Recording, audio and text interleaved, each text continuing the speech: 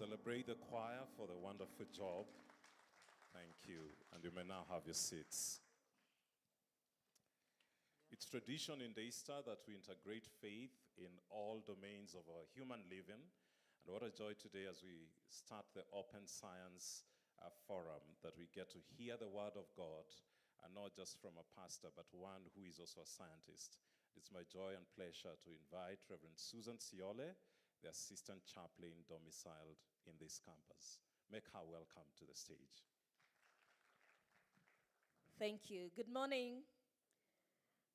Yes, indeed, this is a good morning that God has gathered us all together from different parts of the world, from different parts of the continent, to gather together and attend to this Open Science Forum. And we're excited about it taking place here at Daystar University, Nairobi campus. So I just want to say welcome as we acknowledge God in all our activities that we endeavor to do this morning. Alex has said that here at Daystar, we have a tradition of integrating faith with learning, faith with all that we do, because our faith in God is truly what keeps us strong and more excellent. And so this morning, we are going to share a short devotion on our work, our worship.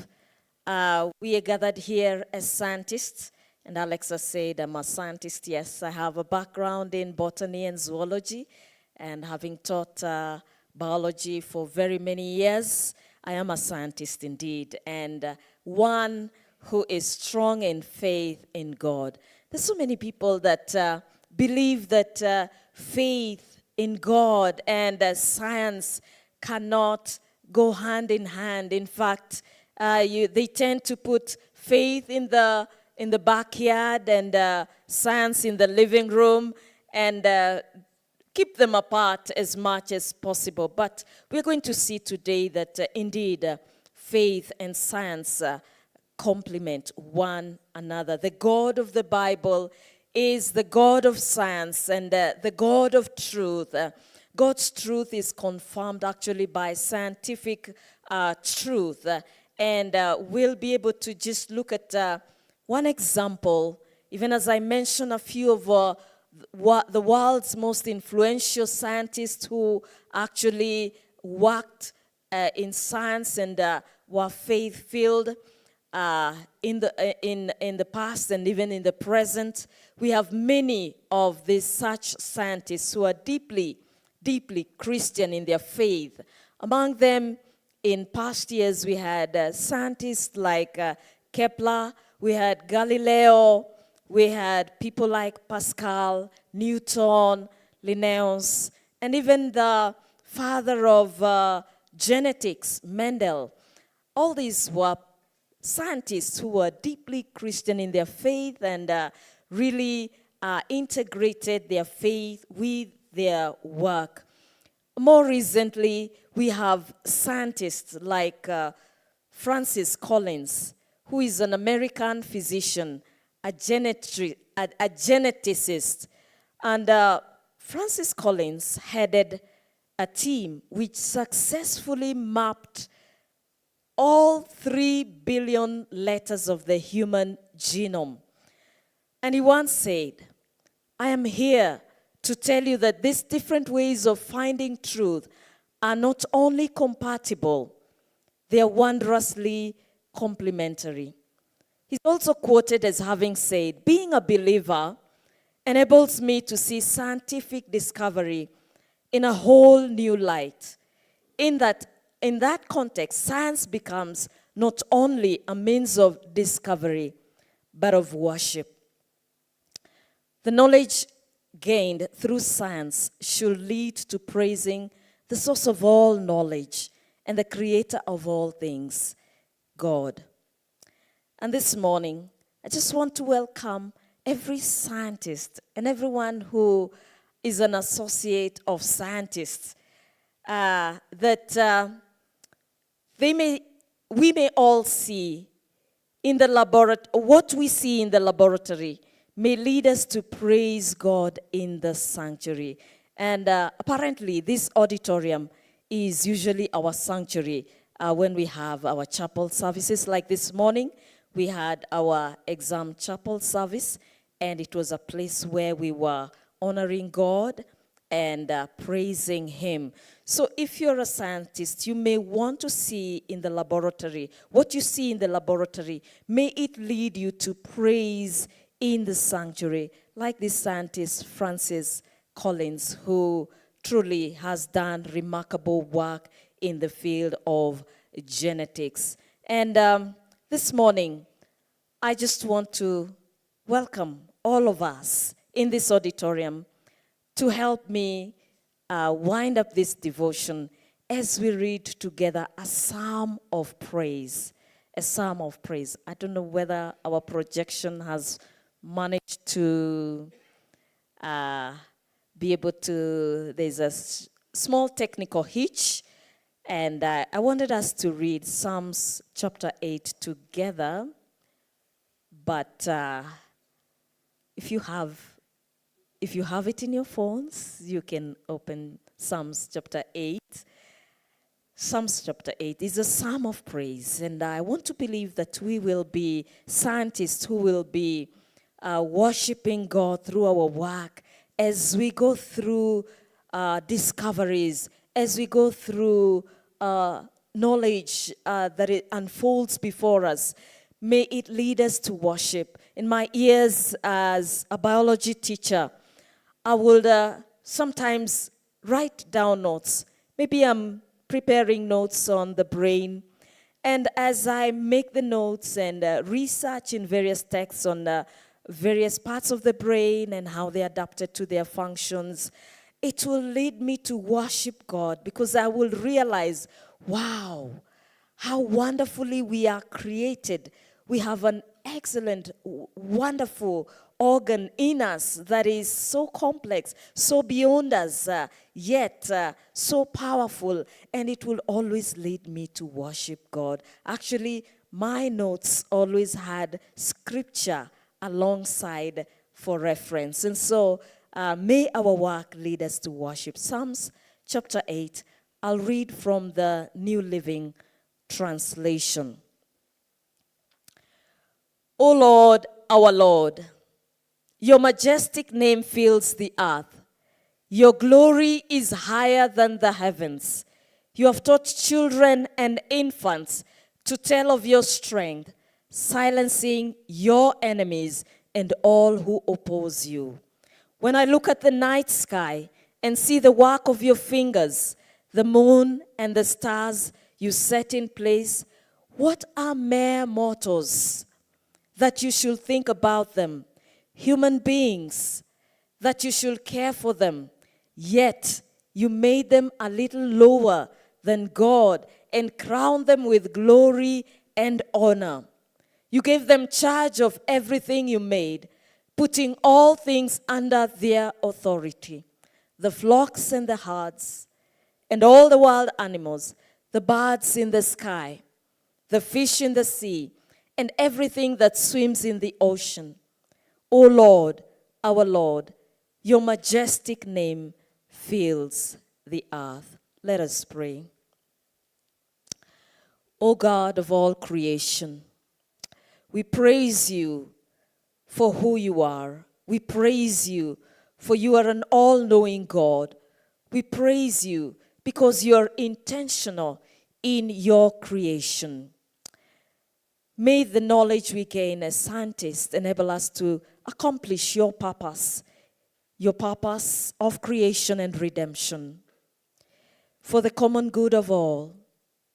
May our work in science lead us to greater worship of your holy name. And may this open science forum that we are starting off today be for your glory and be for your honor. We thank you as we invite your presence to continue with us in all the activities that we are going to do this day.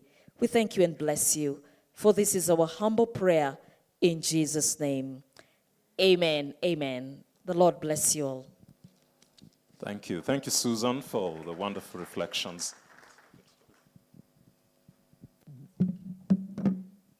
At this point, we want to receive Professor Muturi Wachira. Professor Muturi Wachira is the acting Vice Chancellor here at Daystar University. Yet another scientist. Somebody, we were in a conference and said, you are a choleric disguising as a melancholic. So here is a scientist who is in management. Welcome, Prof. Thank you. Our chief guest, Professor Mike Kuria, CEO,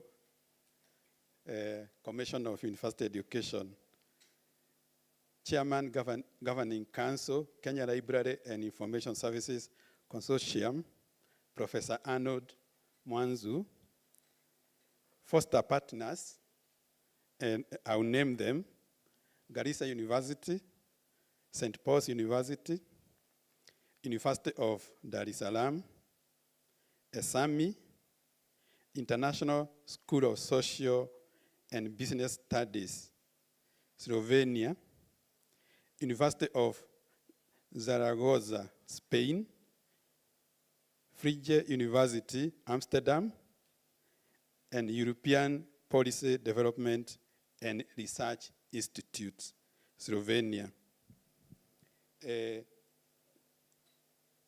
Daystar University Management Senate and the whole Daystar University community, distinguished guests, ladies and gentlemen, good morning. I'm here to welcome you to Daystar University, and we are honored to host you today to advance the idea of an open science culture in our institutions. As we gather here, we recognize that open science is more than just access. It's about equity, collaboration, and impact. It is about making research transparent, data accessible, and knowledge usable by all, students, scholars, policymakers, and the public. Our universities and other institutions are full of bright minds and bold ideas. A lot of research is conducted, but not properly shared. But for innovation to truly thrive, we must foster a culture where scientific work is shared, supported, and celebrated across institutions and borders. For sure, we can only grow if we work together and collaborate more. At Daystar University, we are committed to this vision.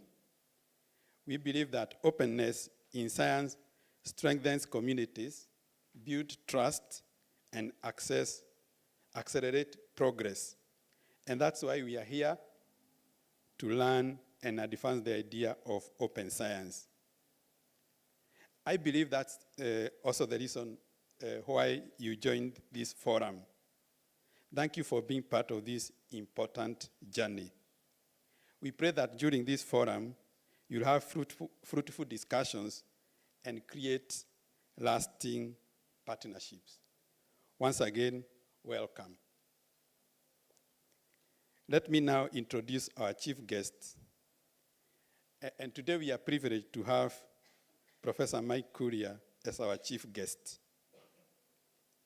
And Professor Mike Kuria, as I said in my opening remarks, is the CEO, Kenya Commission for University Education. This is the body mandated by the government of Kenya to ensure quality university education. Professor Kuria is a distinguished academic and leader in higher education quality assurance. He began his career at Daystar University, here at Daystar University, as a lecturer, and rose through the ranks to become a professor and director, Center for Quality Assurance. He played a key role in Daystar quality assurance processes. He later joined the Inter-University Council for East Africa, where he advanced regional quality assurance frameworks. He's also the founding Secretary General of the East African Quality Assurance Network. He is a published distinguished scholar in Africa literature and education policy. He's known for promoting a collaborative approach to quality in higher education across East Africa and in the world. Let us put our hearts together to welcome Professor Mike Kuria to address us and open this forum.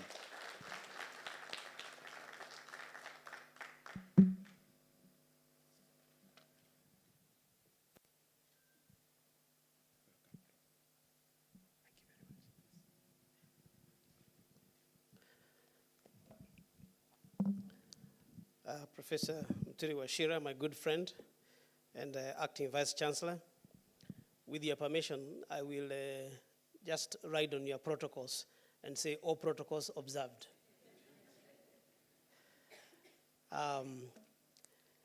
Having said that, I want to thank you and the university for inviting me to be guest of honor in this very crucial meeting.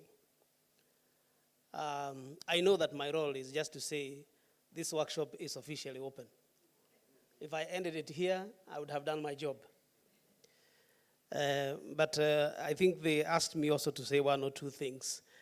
And I want to take this opportunity to just really appreciate that you have organized this forum on this very critical subject. And I really want to appreciate it because I think it's a profound effort to try and bring about the idea and the development of a culture of open science here in Africa. And there are many reasons why that would be the case. So I changed my topic a little bit. And I titled it, Unlocking Africa's Future Through Open Science. And I'll tell you why I am saying so. First of all, I'm really glad to see that this concept here is being supported by the European Union. Because I think that's part of opening this space so that it can be a little bit even more fair. When I was studying my PhD, I read a small article, a very interesting article. It was written by an African-American woman. That article was titled, "The Master's Tools will never dismantle the Master's house." She was writing in a very interesting context. She was dealing with the question of feminism. That happened to be one of the things that I was studying when I was doing my PhD. She was writing in that context. And she's black and gay. And feminism at that time was dominated by white women, straight. And her argument was, well, when we go to talk about women's liberation in these big meetings, but we come there with the people who have left black people serving them in their homes, black women, and say, now, this liberation, can it really be successful if it is being advanced in that kind of a context? So I think this is really a good idea that we are opening this space here and saying we want to put tools in the hands of everyone so that there is no such thing as the master's house. And I think that is really important. Then many years later, I attended a small conference in Botswana. This conference was organized by the World Bank, and they were looking at agriculture. They wanted to promote the learning of agriculture in Africa. And one guy presented an article, a paper, and the question that he asked us is, can our neighbors' tools fill our granaries? You know, in Africa, we are nice. You borrow someone's jebe, you go and till your land with it, and then you return it. But if you are going to keep borrowing from somewhere else, are you likely to fill your granary? So it is important. I think this is a forum that enables us to create tools that are accessible to all of us at the same time in order for us to create an environment that is a little bit more fair. When I was doing my PhD as well, I used to be asked a very interesting question, because I did my PhD in the UK, and I was looking at just what I mentioned, the question of feminism, African women's writing, and that kind of a thing, and liberation for women and things like that. I am interested in a fair world. But they used to ask me, you're doing on African literature, yes? And I would say, yes. Then why are you doing it here? I think it's a good question, isn't it? Why is it that we haven't put systems in place here so that African studies can be done here, in Africa, by all of us? Anybody who wants to do African studies should be able to come here and do African studies. So I think the question was legitimate. And I'm thinking that we in Africa, if we get to this idea of an open science and the ways in which we can build our own tools here in Africa, we can relate better with the rest of the world. We can engage better with the rest of the world, and we can all contribute to a better world for all of us. We can then run away from all these exclusionary terms like sexism, racism, exploitation, dependency, marginalization, being silenced. By the way, when I was doing that study, I learned that being silent is not the same thing as being silenced. And sometimes the African's voice is not silent, it is silenced. And that silencing may not even be deliberate. It's just that the practices and the ways in which things have been happening. But we must get into that space. And that's why the collaborations like this, I think, in my view, are great, because they provide an opportunity for us to engage. They provide an opportunity for us to provide a voice. They provide an opportunity for us to give feedback. So having said that then, and in the context of that, those preliminary questions that I have raised here, let me just say about 6 points. I'll make 6 points. Saying what I think. I know that it is not my duty this morning to discuss this thing. There are technical people here who will discuss this thing from a technical perspective and give ideas that we can implement. But let me just say what I think, what open science could do for us in 6 points. Number one, I think it will be key to African independence and social transformation. And it is important. I know many of us, they say we were independent many years ago. Kenya, we got independence in 1963. That's like 60-something years. But are we truly independent, especially when it comes to science? For decades, Africa has been dependent on external technologies, external narratives, and external solutions. But with open science, we can turn that page.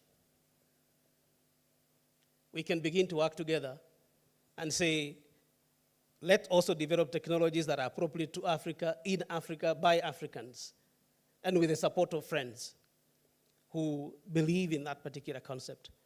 The other day when Donald Trump said that he's not going to give Africans money anymore, I liked what the former president said.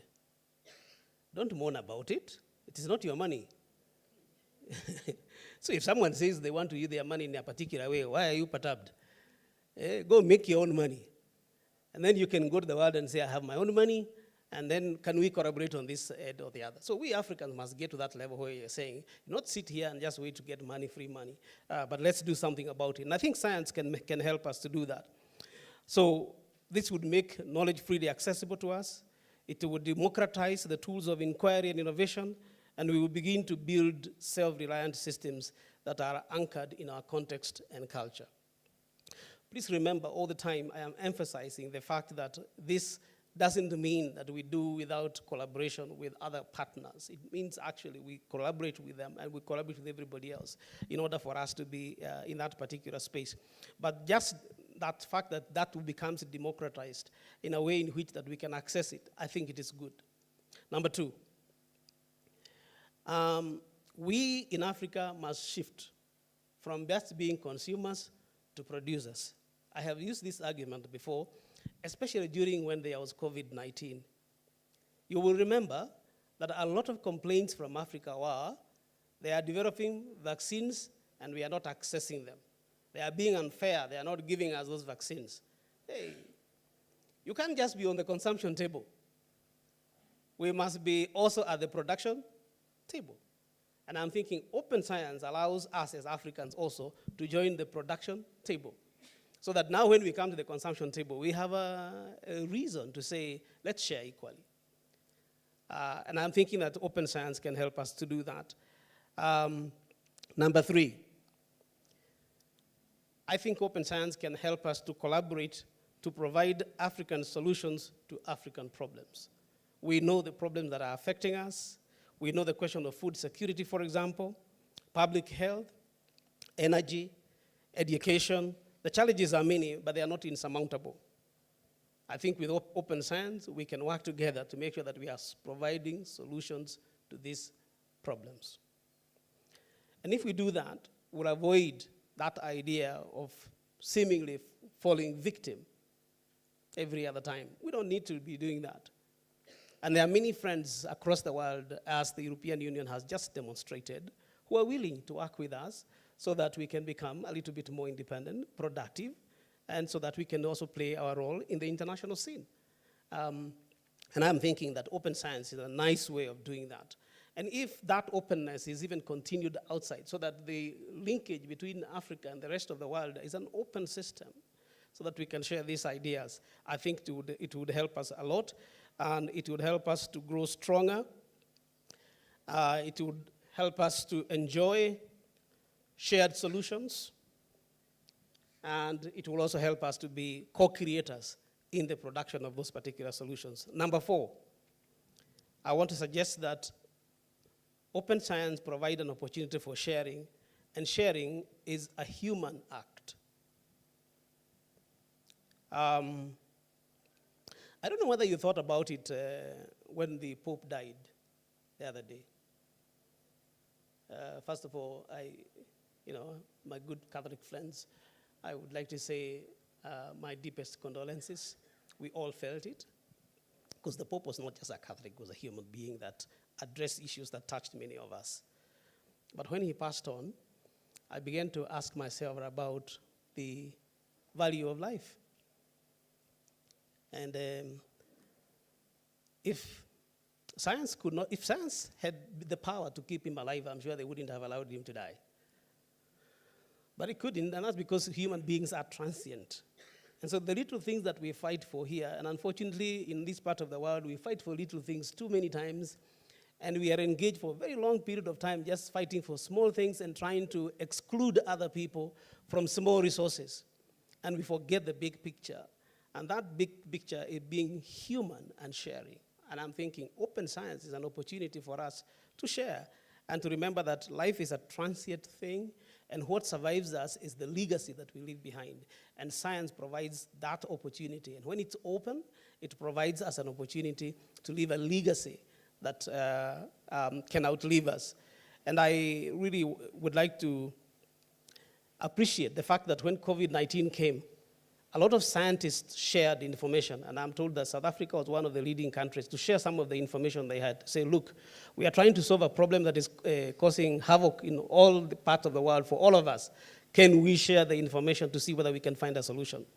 Yes, there may have been times when some people withheld information, but I think the sharing that was demonstrated by scientists across the world that time demonstrates that if we share and open this particular environment, it is possible for us to provide solutions for the problems that bedevil us. Number 5, I think that open science will help accelerate growth. When you develop in your own little world on your own, you grow slowly. You know the African proverb, if you want to go far, go with other people.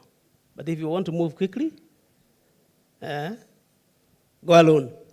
Yeah, it will go quickly, but with very little. But if you want to accelerate growth in terms of multiplying the number of discoveries that are coming, sharing, I think, will help us. And finally, ladies and gentlemen, I want to suggest that open science, and I'm just coming back to the point I made at the beginning, the need for a more just world, a more equitable world, that can be brought about by an open science system where we are sharing both the ways in which we research and discover things and what we do with them. It is equity in knowledge creation. So for us in Africa, I think open science is also a matter of justice. I mentioned that sometimes the publication systems, the scientific world is such that it silences some of the things that happens in this part of the world. I have been telling friends in universities and being in charge of the Commission for University Education that I know that there are some great researches sometimes that are taking place in our universities, but they are hardly known to the rest of the world because the publication system is very dominated and very hierarchical, and it's very difficult to access. But the solution is not just to publish anything. The solution is to make sure that you have excellent publications coming from here until you are able to attract excellent publications from the rest of the world. That must be the solution. But the idea is that we must be able to tell our story. And I'm thinking that open science in an African context would enable African scientists to tell their story. And if they tell that story, then on the global stage, the African voices are heard. So equity in knowledge creation and sharing, and we make sure that there is more representation in journals, in conferences, in patent. And that will show that actually there are also good ideas from this part of the world, and they will not be silenced. I'm grateful for institutions like Daystar that have provided opportunities like this before, and I hope that many more can come out of the engagement like this one, so that there are more publications that are also becoming visible from Africa to the rest of the world. That, in my view, is part of sharing. So ladies and gentlemen, in closing, I would like to say, let this conference be just a gathering of ideas. Let it also be a clarion call for us, in those who are in government, those who are in institutions such as the one where I sit, those who are in universities. Let it be a call for us, for governments to invest in open infrastructure, a call to universities to embrace open access policies and to reward collaboration over competition, a call to funders and institutions to prioritize knowledge equity, not just excellence, and most importantly, a call to every scientist, student, and citizen to be bold, generous, and be open. Because when we open science, we open doors. When we open science, we open minds. When we open science, we open futures. I think we can do that, and we can do together in collaboration, both in and outside Africa. So I'm really glad about the collaboration that I see here. I'm really glad to see this initiative. I want to say that once you do your discussions, and maybe there are areas in which, Prof, you think those of us in such positions can push to wherever that needs to be done, I want to assure you, you will have the full support of the Commission for University Education as long as I'm there to make sure that these ideas are heard in such places and to see that these ideas become a practice in this part of the world and a culture. With those few remarks, my friends, I want to declare this workshop officially open and invite you to help us unlock Africa's potential through open science. Thank you very much. Thank you. Thank you, Prof, for those 6 areas that offers a unique convergence point for that. Just relax. This moment, I want to invite the Foster Project Coordinator, Madam Grace Mbogo. Choir, you'll come after that. We'll do the interlude after Grace. Sorry for that. We'll do the interlude after Grace. And Grace will lead us even into the acknowledging of the chief guest who has come to us today. Thank you, Grace.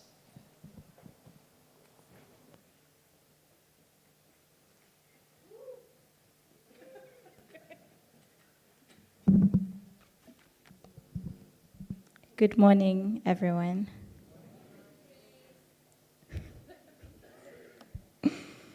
Thank you all for coming. Thank you so much for the very good introduction to our chief guest. I'd also like to begin with first the acknowledgements to our chief guest. the chairman of Governing Council, Kenya Library and Information Services Consortium, Professor Arnold Mwanzu.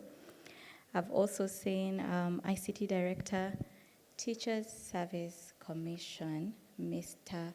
Cyrus Kamau, and all our foster partners, just as they have been named, Daystar University Management, all our invited guests, internal and external, and the Daystar University community, good morning. I will try and, let me just say this, it's been an exciting opportunity, or rather an exciting opportunity arose last year in 2024. There was an invitation to collaborate on an application for proposal as a consortium. I'm just fast forwarding all that to where we are now. Us being here today is a testament that we got a positive outcome from that story that I've just tried to explain. I will not tire you with a lot of details of how the application process went to. I'd like us to appreciate the reason we are all gathered here today. And therefore, for that reason, what I wanted to say is all of us here as participants, key guests, the invitation of this event was strategically curated to ensure it encompasses professionals from different sectors and positions that will advance the open science ecosystem for higher education institutions in the Sub-Saharan Africa. And so to give us context, which is why I am here right now, is we're here courtesy of Foster. What is Foster? The full title is Fostering Digital Transformation of Science in Kenya and Tanzania. Foster is a 3-year project that is co-funded by the European Union through the Erasmus Plus program under the Capacity Building for Higher Education, CBHE, action. And the project is addressing the overarching priority for transformation by supporting the digital economy and connectivity through digital transformation of education and science. That is through developing data infrastructure, data management, digital inclusion, inclusive and responsible research and innovation, collaborative research citizen science. The roadmaps towards the open science vision are being shaped by guiding principles such as open access, the adoption of open data, and FAIR, which stands for findable, accessible, interoperable, and reusable data principles and citizenship science. The recognition, support, and training of researchers, the participation of communities, the development of infrastructures, policies, and regulations, and the need for broader stakeholder engagement, coordination, and high-level government support. I'm hoping that by now it's clear why we were invited. We were looking for very specific people in these different areas and aspects: researchers, policymakers, decision makers. We needed students, postgraduate students, and students who can continue advancing this conversation. Also the community who can engage in advancing this. We are all here out of some or one of those categories. Some of you cut across more than one. And each of you here, just to assure you, you're crucial in the genetic makeup of the open science ecosystem. And as now I conclude, the project is implemented through the involvement of 9 partners, reaping the full benefit of synergies between higher education, research sector, by bundling the involvement of 5 countries in the Sub-Saharan Africa, Kenya and Tanzania, 2 partners from Slovenia, 1 partner from Netherlands, and 1 partner from Spain. And the project composition ensures wide geographical coverage, just has been said a few moments ago, to cover all these partner countries. Now allow me to recognize the presence of these partners. I'm going to make a request that as I mention the institution, the representatives to kindly stand. We acknowledge you, and then you can have a seat. And so I will start with, there's an order we've been using, so I'm going to skip the first one just because we're the hosts. So I will start with Garissa University. Let's appreciate Garissa University as they all stand. Thank you. Thank you very much. Thank you. You may have your seats. I'm now going to acknowledge St. Paul's University. We have presence from St. Paul's University. Let's acknowledge them. Thank you very much. Then we're going to, we also have University of Dar es Salaam. University of Dar es Salaam. We have representatives from there. Thank you. And then we'll have Eastern and Southern African Management Institute, ESAMI, from Tanzania. Thank you. Welcome to each one of you. We also have International School of Social and Business Studies from Slovenia, ISSBS. Yes. Thank you.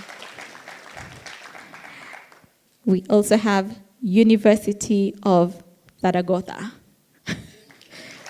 Great. I've been practicing how to say the name for the past 3 days. I hope I got it right. Yeah. We have VU Amsterdam of Vrije Universiteit. Great. Welcome. Thank you. And we have European Policy Development and Research Institute, EPIDRI. Great. Welcome. Thank you. And last, and not at all the least, the hosts and also the project coordinators. In fact, before we, I will repeat the ones before us. EPIDRI, you could kindly stand again. These are the co-coordinators of the project.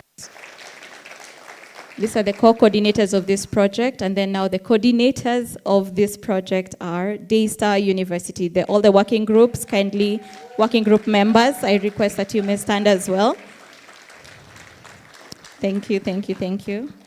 All right, so we have the presence. I needed us to know that we have the presence of all the partners here today, and we're very grateful.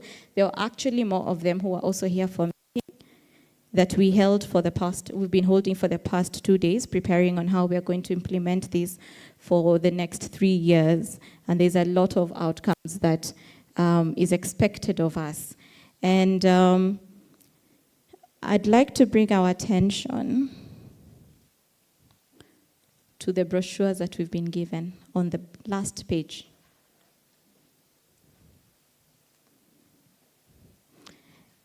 This is just a snippet of the people that I have introduced, the partners that are part of this, leading this project.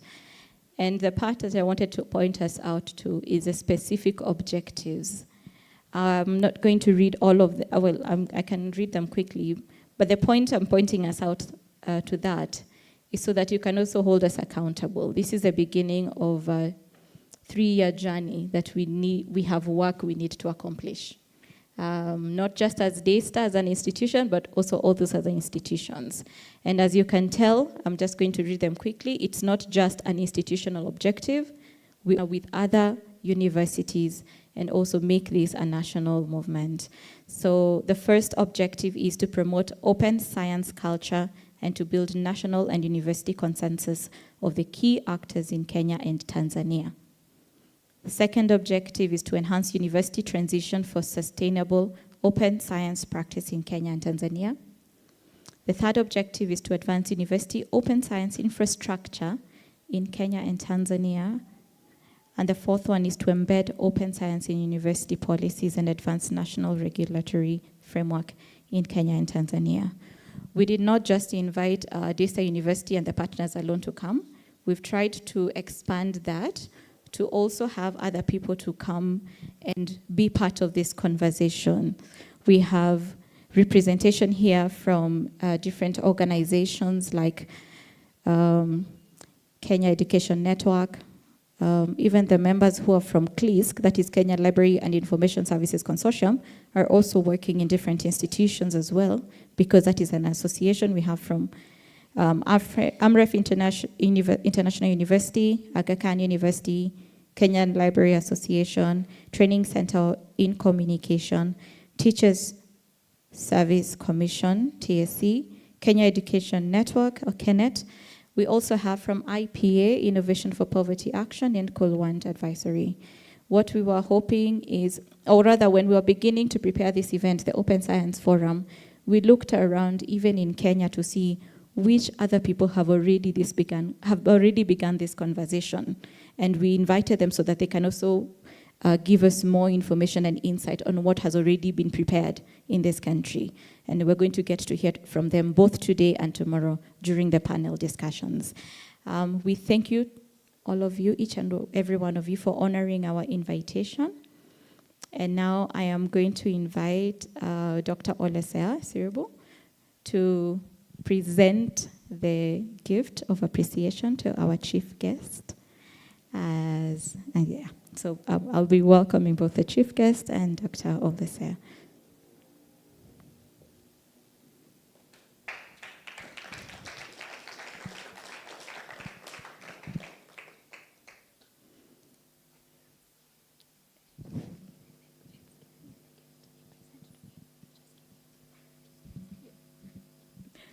You'll get to hear from her speaking later, in about an hour. So for now, we are making the presentation. Thank you. Yes. One by.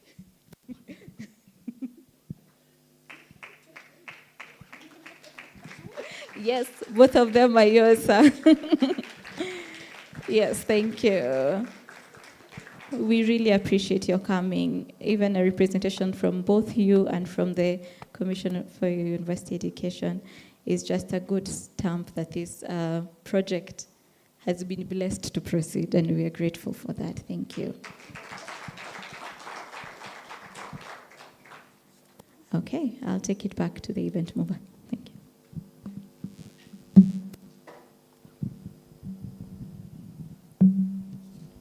Thank you. Can we receive the choir? Can we receive the choir? They'll be managing an interlude. Appreciate Grace for the wonderful coordination. She's pieced this together for the last number of days. I mean, with the consortium, the last 2 days, and these conversations that we are having right here. As the choir is singing, they'll entertain us so that we can exit the room and take our tea break. So don't enjoy the entertainment and remain fixated on your seat. We have tea break right ahead of us, and so I hope the meal vouchers have passed across. Everybody has a voucher?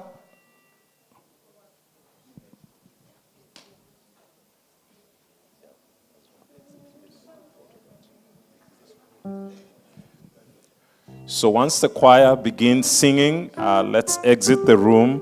You'll enjoy their singing as you exit, and as you come back, you'll find them right here. We'll start with a group photo and then overflow to the tents from whence our refreshments will be served. Wonderful team of ushers will be waiting for you to give you those vouchers as you go to the other side. Shall we say grace for the refreshments? Let's do so. We thank you, Lord, for the gift of fellowship, even the gift of one another. Thank you for the refreshments that we are just about to take, even the appetite for the same. In Jesus' name we pray. Amen.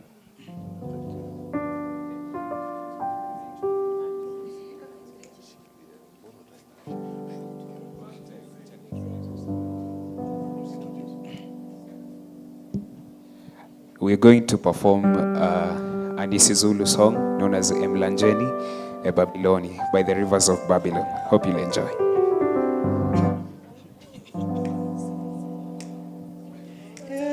Emlanjeni, e Babyloni, Emlanjeni, e Babyloni, Emlanjeni, e Babyloni, Sativutu, Satalabasi, Salila, Izinyebezi, Sativutu, Satalabasi, Salila, Izinyebezi, Sativutu,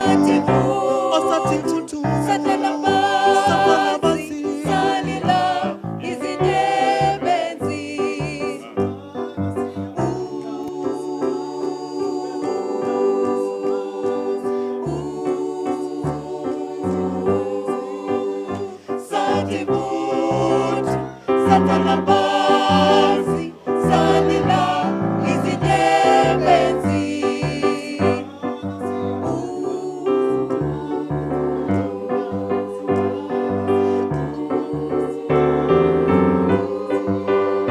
Satibutu, Satalabansi, Salila, Izinebenzi. Satibutu, Satalabansi, Salila, Izinebenzi. Yelele Jehovah, yele yelele, yele modimo. Yele yelele Jehovah, yele modimo, yele modimo. Yele yele yele Jehovah, yele modimo, yele modimo. Yele yele Jehovah, yele modimo, yele modimo. Yele yele yele Jehovah, yele modimo, yele modimo. Satibutu, Satalabansi, Salila, Izinebenzi. Satibutu, Satalabansi, Salila, Izinebenzi. Satibutu, Satalabansi, Salila, Izinebenzi.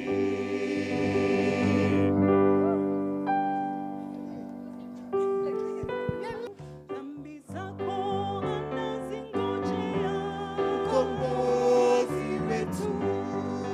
Zipeleke msalabani kwake, mkombozi wetu. Dhambi zako anazingojea, mkombozi wetu.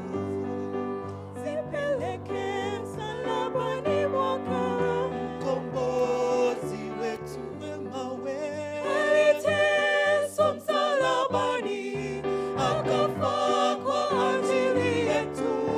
Ndiye anayekuita mkombozi wetu. Wewe aliteswa msalabani, akafa kwa ajili yetu.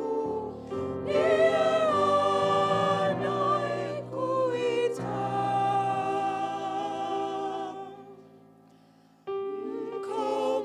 mkombozi wetu.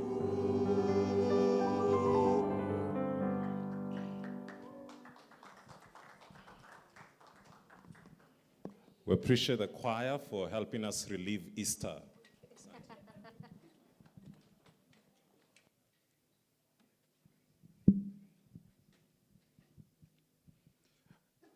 Can you clap for the choir once more? They have done a wonderful job. Yeah, they have just earned their lunch, so they can go for any time from now. At this moment, we want to have conversations. Our first session with conversations left around open science, international practices. And to help us moderate that session is Dr. Lesia Sirbu. Lesia comes to us from the European Policy Development and Research Institute, EPIDRI from Slovenia. It's my joy and honor to receive Dr. Lesia right now. Probably, yeah, right now. It's minutes before. I mean, we are changing narratives. Africans are keeping time like never before. Yeah, and so Lesia is surprised. Yeah, we're having good problems in the room. Yeah, so right now Lesia will be coming to us and just giving us a panoramic view of what's happening globally, even as we succeed speaker after another. Thank you. Let's appreciate her. I'm really surprised. Thank you very much. Here, being in Kenya, I'm learning not to take care of the time. And you're really surprised that we are 10 minutes before our time, because today, now, we have a continuation of our program. And I'm really honored and happy to be a moderator. I'm always has emotions when I'm doing this, therefore I don't like to do it too much, very often, but I accepted to do it within Daystar because I like very much Daystar team, how they're organizing, and I hope I will do my best doing moderating this session.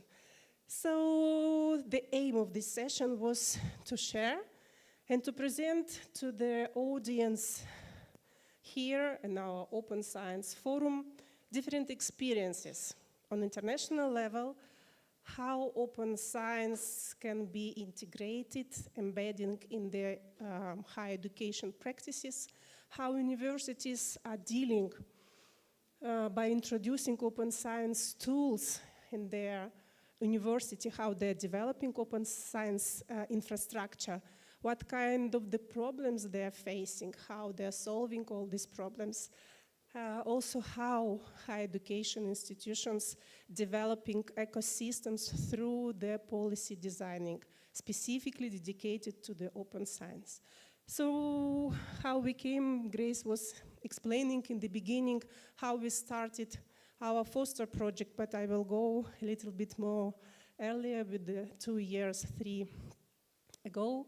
We started open science to design from Eastern Europe countries. It was Moldova and Armenia, Caucasian country. We had a Minerva called project dedicated to the research capacity building and open science integration. It was difficult because ex-Soviet countries, they're really difficult understanding and getting this approach. After that project, we decided to go to the Asian region and we designed a project called Open Asia. We have partners from India and Malaysia. So today, I'm honored to present you results of this our project. So we will have online a speaker who will tell us the experience of Malaysia, which I found really very well developed and supported not by top managers and the government of the universities, but in Malaysia, even national government is supporting these actions through the different initiatives, and you will have opportunity to hear this.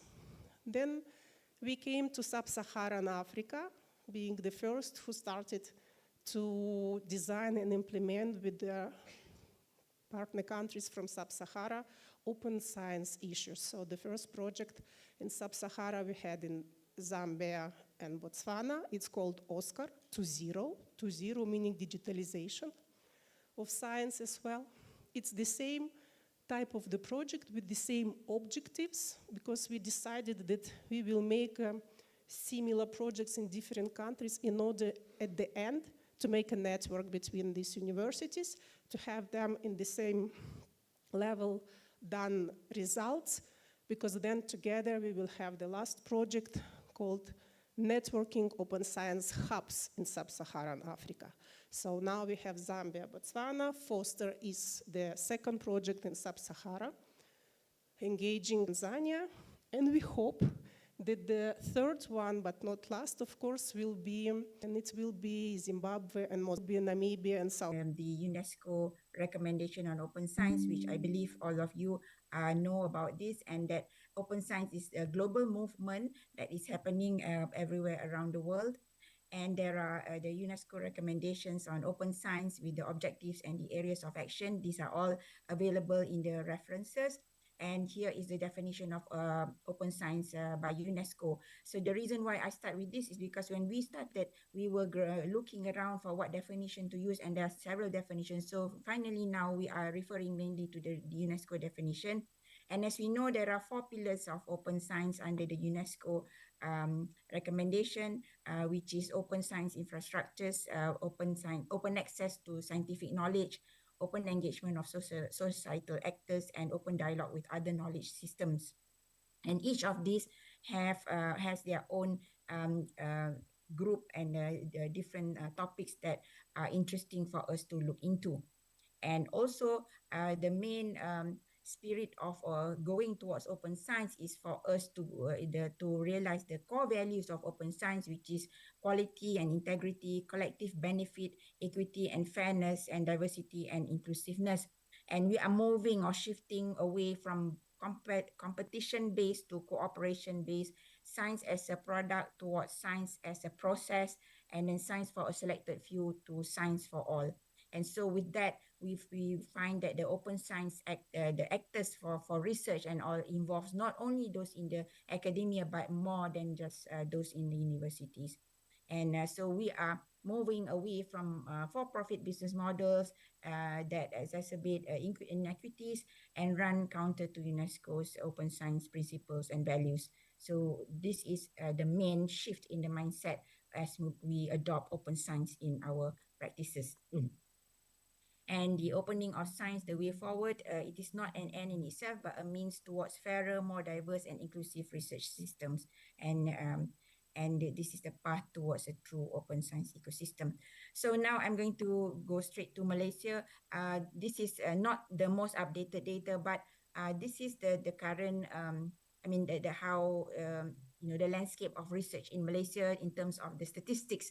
The gross expenditure on research and development is 1.4% of the GDP, and then the number of researchers about 3,000, and with full 72,000 researchers from 100 public and private institutions, and over 200,000 papers indexed by Scopus.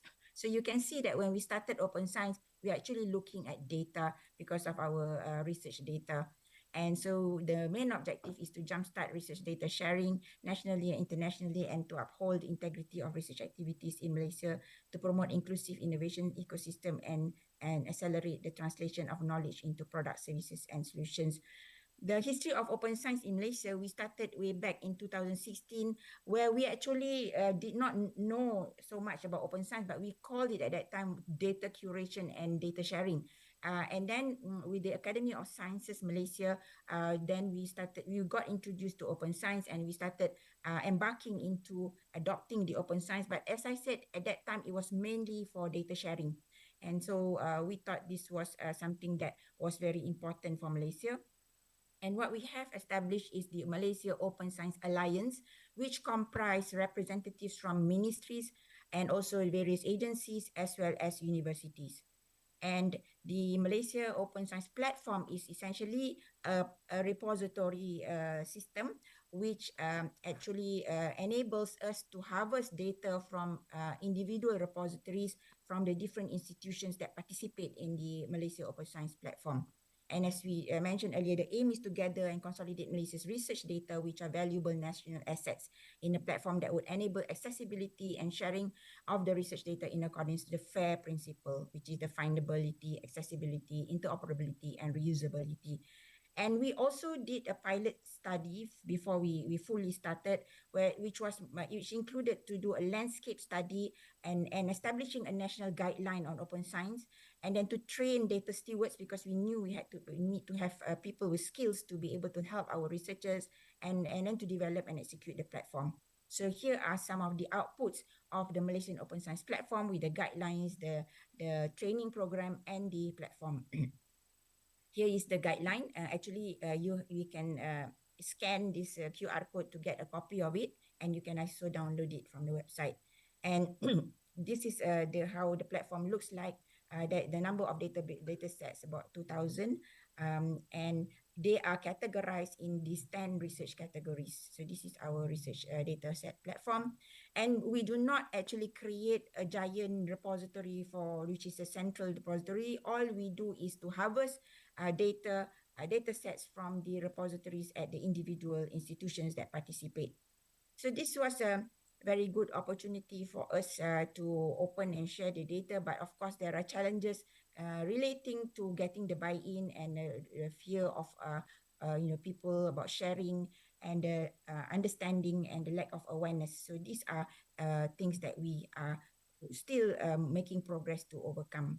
So Our way forward in our roadmap is we're still building on the capacity and also the infrastructure and improving the guidelines and the governance. And now we're also moving towards regional. Malaysia is initiating the Asia Pacific Economies on Open Science Alliance, so the APEC countries, and also creating more and more awareness.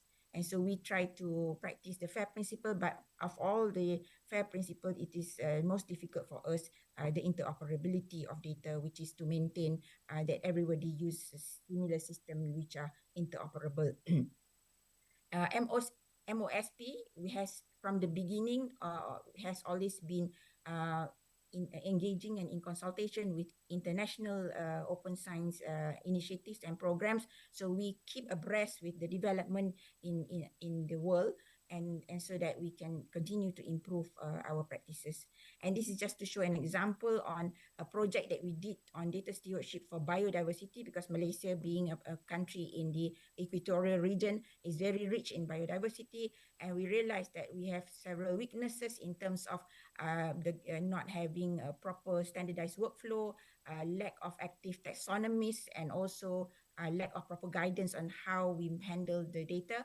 And we have lost a lot of very valuable data in the past. So we did this project, and the outcome of this is to have a fair data stewardship guideline for biodiversity research. So this is already published and available for us to practice.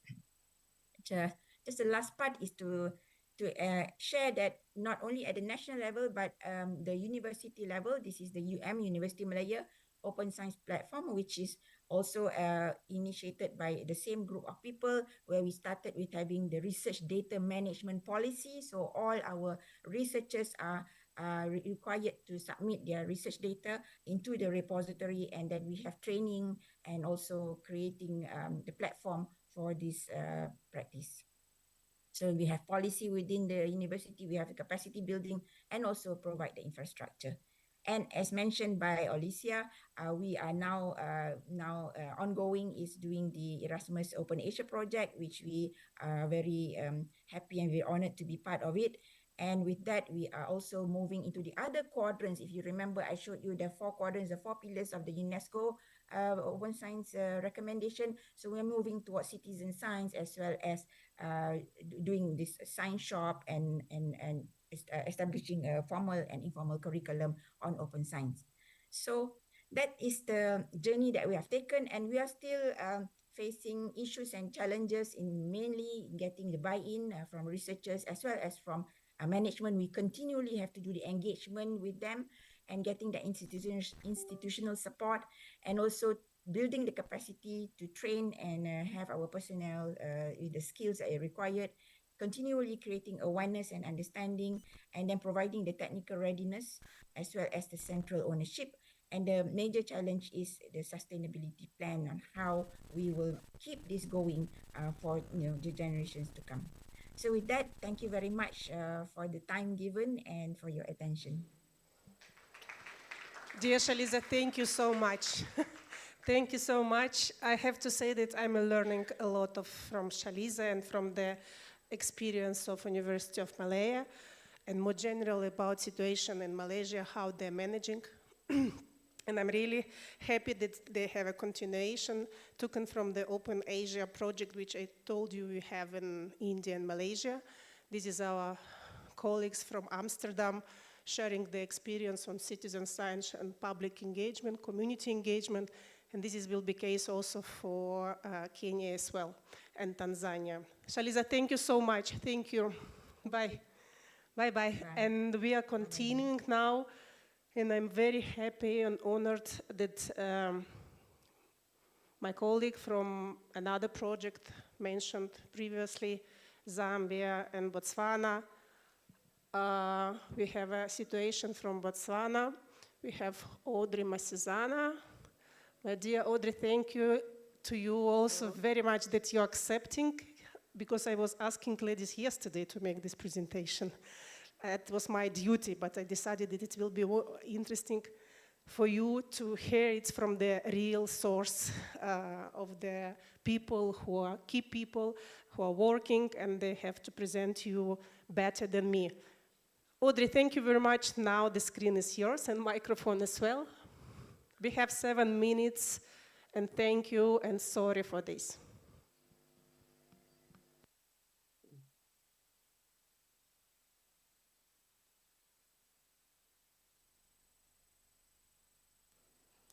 Can you hear us? I can hear you. I don't know. Super, Can you hear me? we also. Thank you. Let me just start off by, let me just do it. Thanking you for the invitation. I hope you can see the screen. Yes, very well. Thank you very much. Just a quick one to say that I think you've already introduced the Oscar project, that we are participating in the Oscar project. Mine is just to share with you the developments in Botswana in terms of open science and open data.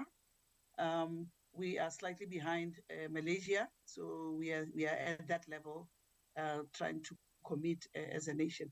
So that I'll just talk to you about Botswana's digital transformation efforts, and also how we combine the top and the bottom-up approach to try and get to the governments to come in and get to the policy level. And also I'll share very quickly what the policy is about. Because of the 7 minutes, I'll just be going through. So I'll say the top-down approach was that let me start off saying Botswana. I believe that Kenya, we are very familiar with Botswana. That's our profile. But most importantly, in 2020, there was a project called Smart Botswana, which is a digital transformation project that was established under the Office of the President. It's just trying to look at, effect the digital transformation of research, science, and technology ecosystem to look back at what we had achieved and way forward. And one of the many things is that Botswana is moving from minerals and resource-based to knowledge-based economy. And as part of this project, we're looking at some work packages, and one of the work packages was what opening the data, looking at data and research coordination. So quickly, before 2013, we are declaring that we were isolated in terms of our data management across the country. We brought World Bank to make an assessment, and then we had some statistics showing where Botswana was. But at the end of the day, the country was not doing too well. So we felt that something had to be done. So a bottom-up approach came through something like Oscar, where people come together, organizations come together and say, we have to try and get the government to move on. And we had our own, what we could do to try and push the open data and open science movement in Botswana. I won't read all these things, but it was led by the University of Botswana, and there was about 20 other partners to try and come together. We had a committee, the national committee, that was trying to push government to get on. And we achieved a few things. We wanted to look at our educational networks, we look at our institutional repositories, we looked at our infrastructure and human capital around open science. So we started with, as Malaysia, we looked at making partnerships and learning from partners, especially global partners. We even held a very big conference, one of the biggest conference on data in 2018 called the International Data Week. I think you are familiar with it. And from there, we're trying to mobilize data scientists, researchers, and policymakers to work towards open data and open science through this conference. And there were so many things that came out of it. We had partners like Kodata, RDA, and so forth. 66 countries participated. So it was quite a good thing, and there was a lot of value addition that I will not go through, but it was quite a big movement that made us really rethink about our own position in Botswana in terms of open data and open science. We also created one conference called Vis Africa, which was hosted in 2018 in Kenya, and 2019 Botswana, and Kenya 2024, and Kenya 2025 again. So it's actually coming to Kenya in August. I'm glad to say that I'm talking to Kenyans. They would like that. So it was actually created as part of these spin-offs of what we were doing. But the policies, we started by looking at our situation and then benchmarking. And the first place we went to was looking at our own existing regulatory frameworks on data. And there were so many that had come out. But we concluded that our legal and instruments were talking about data, but none of them was talking about how to really make data available to the people, whether it was for open science, whether it's open data. So we also look at isolated procedures that were happening and siloed data sorts and data sets in varied formats, and institutions not having good policies. So from that, there was a suggestion to develop two policies, one at open data, which was looking at public data that government produces, and to try and improve practices that will make that accessible, interoperable, and reusable. The second one was on open science, that one will advance knowledge to benefit research and society, and to work to improve our research stance. So what they were to achieve a number of things, these two policies, looking at legislative, looking at data management, looking at classification of data, looking at standardization of data, and also looking at repositorying of data, looking at infrastructure and capacity of data. So these policies were to look at these aspects. And basically the open data would have, it actually is going through processes. It will soon be approved. It will improve good governance, we believe that, and many other advantages that we feel. The data now is in the hands of the public. This will now, we have now improved, the transparency and everything else. And of course, open science, I don't have, because we are in this conference, we understand the values of open science. So these two policies were coming to do that and are coming to do that. I'm just saying that because they are not yet adopted, but they are being processed to become, to help us manage our data environment. During this process, we have moved on as a country. There we see some products such as our Botswana REN, which is an educational research network that was established in 2025. Now we are beginning to see the collaborations for this educational network. We also are seeing that it's growing in terms of its delivery and partnerships. But basically, just to cut the long story short, it says we are just saying that data is a massive socio-economic driver. So developing open science policy is a good start. I don't know where Kenya is in terms of its development, but this is where we are as a country. And a commitment through policy for our context has emerged to be very important, because if we don't talk policy, people continue to work in isolation. Institutions use different standards in terms of implementation and building their repositories and data management. And also, we need to employ all approaches, engage partnerships, which we have seen as a lesson when we were able to collaborate with international partners to host conferences and help develop our policies. And also, I believe that the implementation should also be guided by the context.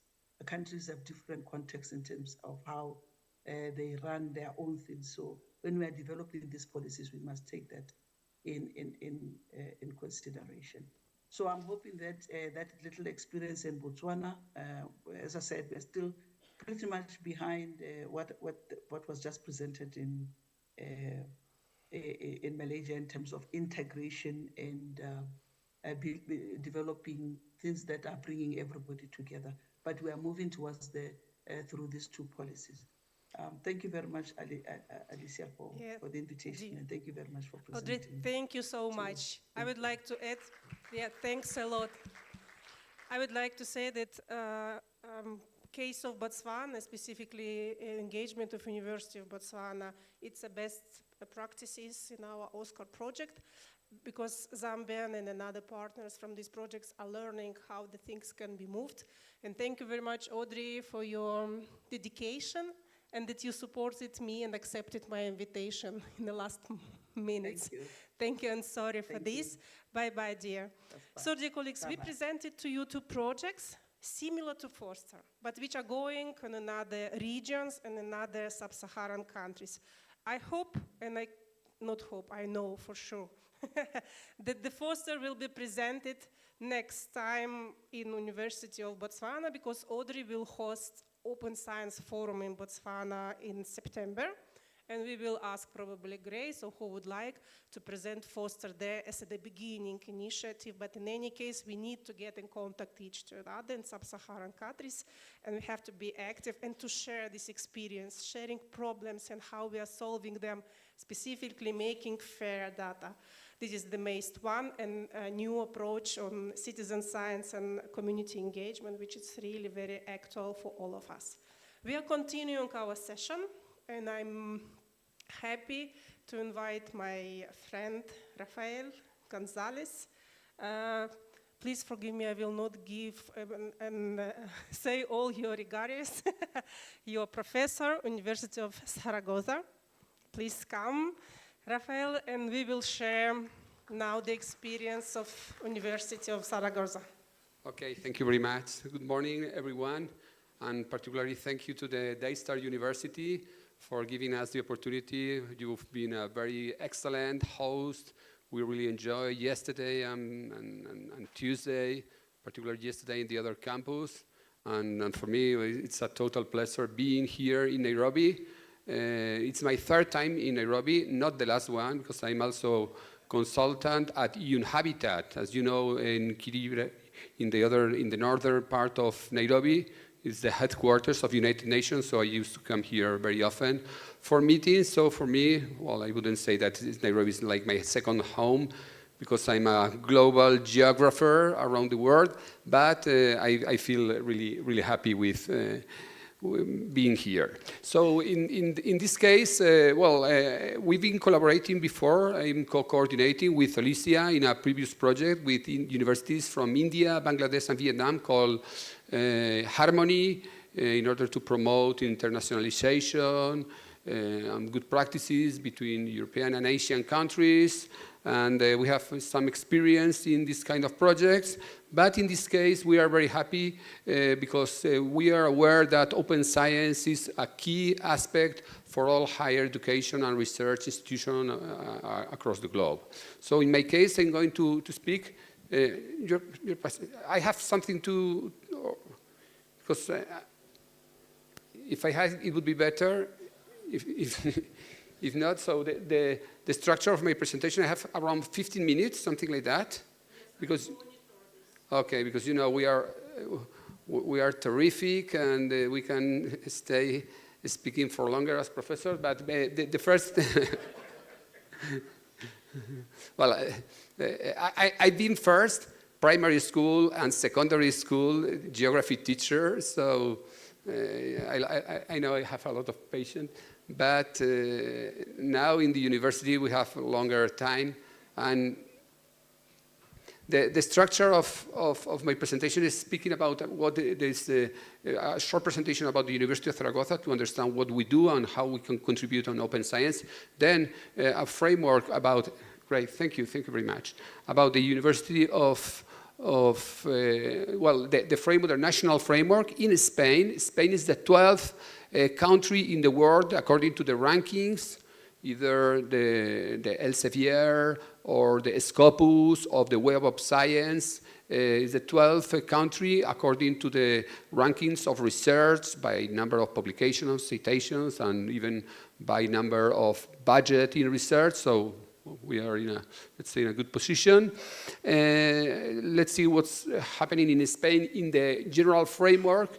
And I'm sorry if I say some things that maybe later my colleagues from Slovenia and the Netherlands, they are also countries of the European Union. They have to follow the guidelines of the European Union. So the things I'm going to say on behalf of the European Union framework, the European Commission guidelines for open science would be the same and applicable to the other European Union countries, like my colleagues later will speak. Then, after this framework in Spain, in Aragon, our region, the Scientific Foundation, and finally, the specific case study of the University of Zaragoza. So, we are the one and only public university of Aragon. We are a very old university. It was founded in 1474. We are heading our 550 anniversary. Last year we had 550, so 5 centuries and a half. This is our history, but it's a mixture of tradition and modernity. We are a multidisciplinary university, around 30,000 students. We have bachelor's, masters in any kind of disciplines, humanities, social sciences, law, health, engineer, and so on. We are, as you know, in the northeast of Spain, in the middle distance, equidistance between Madrid and Barcelona. And also we have another small campuses in the 2 small cities like Huesca, Teruel, and Zaragoza. In the city of Zaragoza we have several campuses as well.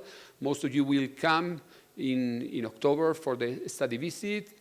And well, we are ranked in the ARBU in the position 471, but in some specific fields like natural sciences, mathematics, or even chemistry, we are in the top 200 universities in the world. But specifically studying in the University of Zaragoza or doing research means studying in the heart of the European Union, in a country with a highest quality of life, healthcare, longevity. So my grandmother lived 102 years, and my grandfather-in-law also lived 105 years. So I'm now 54, so I'm the half part of my life. I'm planning to live more than 100 because the olive oil, the Mediterranean lifestyle, and so on, and the good humor and the faith and so on. And also because it's important, the link that we have, as you can imagine, with Latin America, because of the Spanish language. So we didn't have a small, let's say, colony, and I'm a geographer. I'm aware of all the new research done on the post-colonial geographies and so on. But we have only 2 small in the Sahara and in Guinea, the Spanish Guinea, but we have had a strong heritage and link, cultural, economic, institutional, with Latin American universities, because Spanish is the 2nd language in the world, but number of native speakers, behind of China and before English, because English is the most speaking, but not as a native language. So this is the number of international students that we have at the university, around 3,000. Most of them you see Italy, Romania, France, and Germany. Then we have China. I will speak later about China, Mexico, Colombia, Ecuador. So very few from the Sub-Saharan countries. As you see, well, most of them, they come from the European country because of the Erasmus exchange programs and grants. As you see, most of them also from the Latin America, but doing mostly masters and join PhD, and some from Asia, from China, and very few, I don't know if you see, 12 from Maghreb, and only 4 students for Sub-Saharan countries. So it's not too much, but I hope that thanks to this project we can do more things, more connections, more partnerships, and more exchanges of students and faculty and so on. So 3 important points that I think would contribute to this project. So how the University of Zaragoza is a member of the European Alliance, UNITA, Universitas Montium is the new project. Well, the European Union wants to become mega universities and creating a cross-border, multinational bachelor's and degree but this is a project, an idea. There's a European preparatory label and so on. But like the Free University of Amsterdam, they belong to another European alliances. So it's like maybe you know the idea is more or less like the system of universities in the United States. You know, the University of California, San Diego, Berkeley, Los Angeles, and so on. Something like that, but in different countries with different languages, but we have, as you know, a common currency. We have the European Schengen area, and why not having a common degree, a common bachelor or common master that we already have in the program Master Erasmus Mundus. We have, for that, some double degrees. The second jewel of the crown is the Confucius Institute, which I am also particularly director and running the cooperation with the University of Nanjing Tech. Nanjing is the 15th university in the world, top ranking in chemistry and chemical engineer. They are very strong and in this region of Nanjing. And we have created also a joint degree in electrical engineer.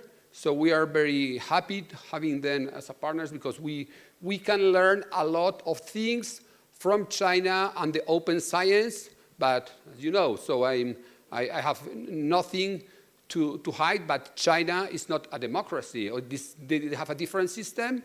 And for them, open science, it's something to improve. They are aware that they need to change, but there are some important lessons to learn from how they are conceiving China as the second power in the world in science, but the first in 4 out of 11 top disciplinary science of research, according to the Web of Science. China is the first in some like mathematics or cloud computing. You've seen the DeepSeek. So we have a lot of things to learn from China about open science. So the lessons I will learn from them, I will bring here to this project and explain maybe in October in our next session. And also we have the third, so the European Alliance, China, and United States. We have a joint master in logistics, because Zaragoza is also, as we are in the middle, is one of the most important logistics hubs in the south of Europe, with the MIT, with the Massachusetts Institute of Technology. As you know, is the second most important university in the world. I'm also running, also in charge, in connection. I'm heading to Boston in 1 month to go on to prepare the next academic year. But we have also a lot of things to learn, and particularly now in this, as you know, disrupting times where Harvard has a lawsuit to Trump with all the issues regarding taxes, financing, and endowment of American universities. 5 minutes, okay.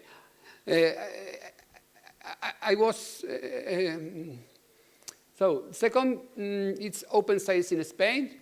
What's open science? Very fast. Why open science matters? So something that you know: democratizes knowledge, accelerates innovation, improves research integrity, enhances collaboration. But the European Union framework is important. The strategic priority in the European Union research policy is a key part of the Horizon 2020, and Horizon Europe is the top research funding programs of the European Union. And the goal: make open science the default. So there are some open science cross-cutting principles, mandatory open access to publications, and encouragement of data sharing, and creation the European Open Science Cloud, infrastructure for sharing and reusing data, and the principles that maybe you know, and I think we are going to speak a lot about these principles in these projects in the forthcoming months: findable, accessible, interoperable, and reusable, and some other important things. So in Spain, going very fast because I'm going to give to you, and I think we can upload all this presentation in the project cloud, but for not getting too boring about laws and regulations, but in Spain we have the organic law of the university system, which explains some requirements for open sciences. Then we have the science law. So the first is mostly for universities, for higher education. The second,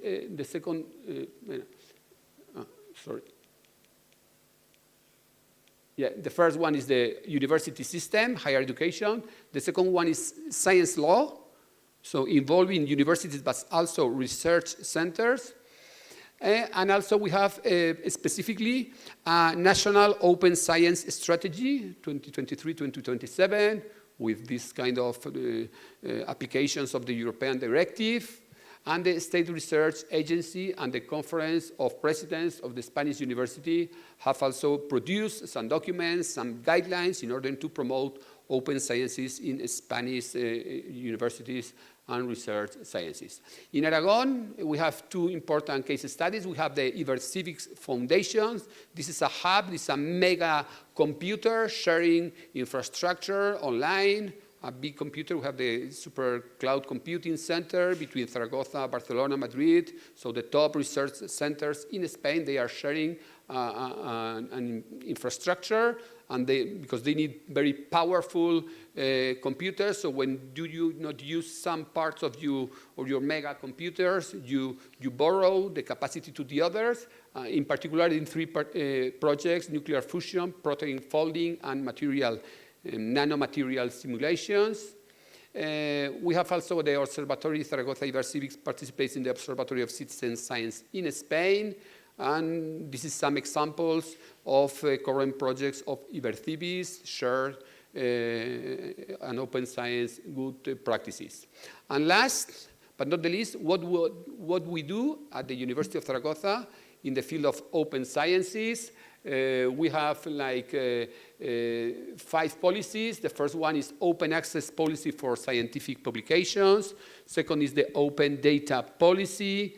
The third is infrastructures and repositories supporting open sciences. And for that, we have, in particular, 2 infrastructures, 2 repositories. We have what we would call FA1, where everyone can submit and upload their publications and share in the top ranked journal, which are in open sciences, or their PhD dissertation or master dissertation, or a report from a research project, whatever. So it's available to everyone in FA1. You can just browse. And also we have Papiro, which is the open publication portal for the open journal system.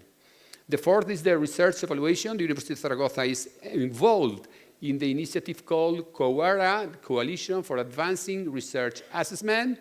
And then we also have a policy for free and open source software. I'm a geographer. We have, with my team, we have designed a software for mapping, and it's available. It's open source, like OpenStreetMap.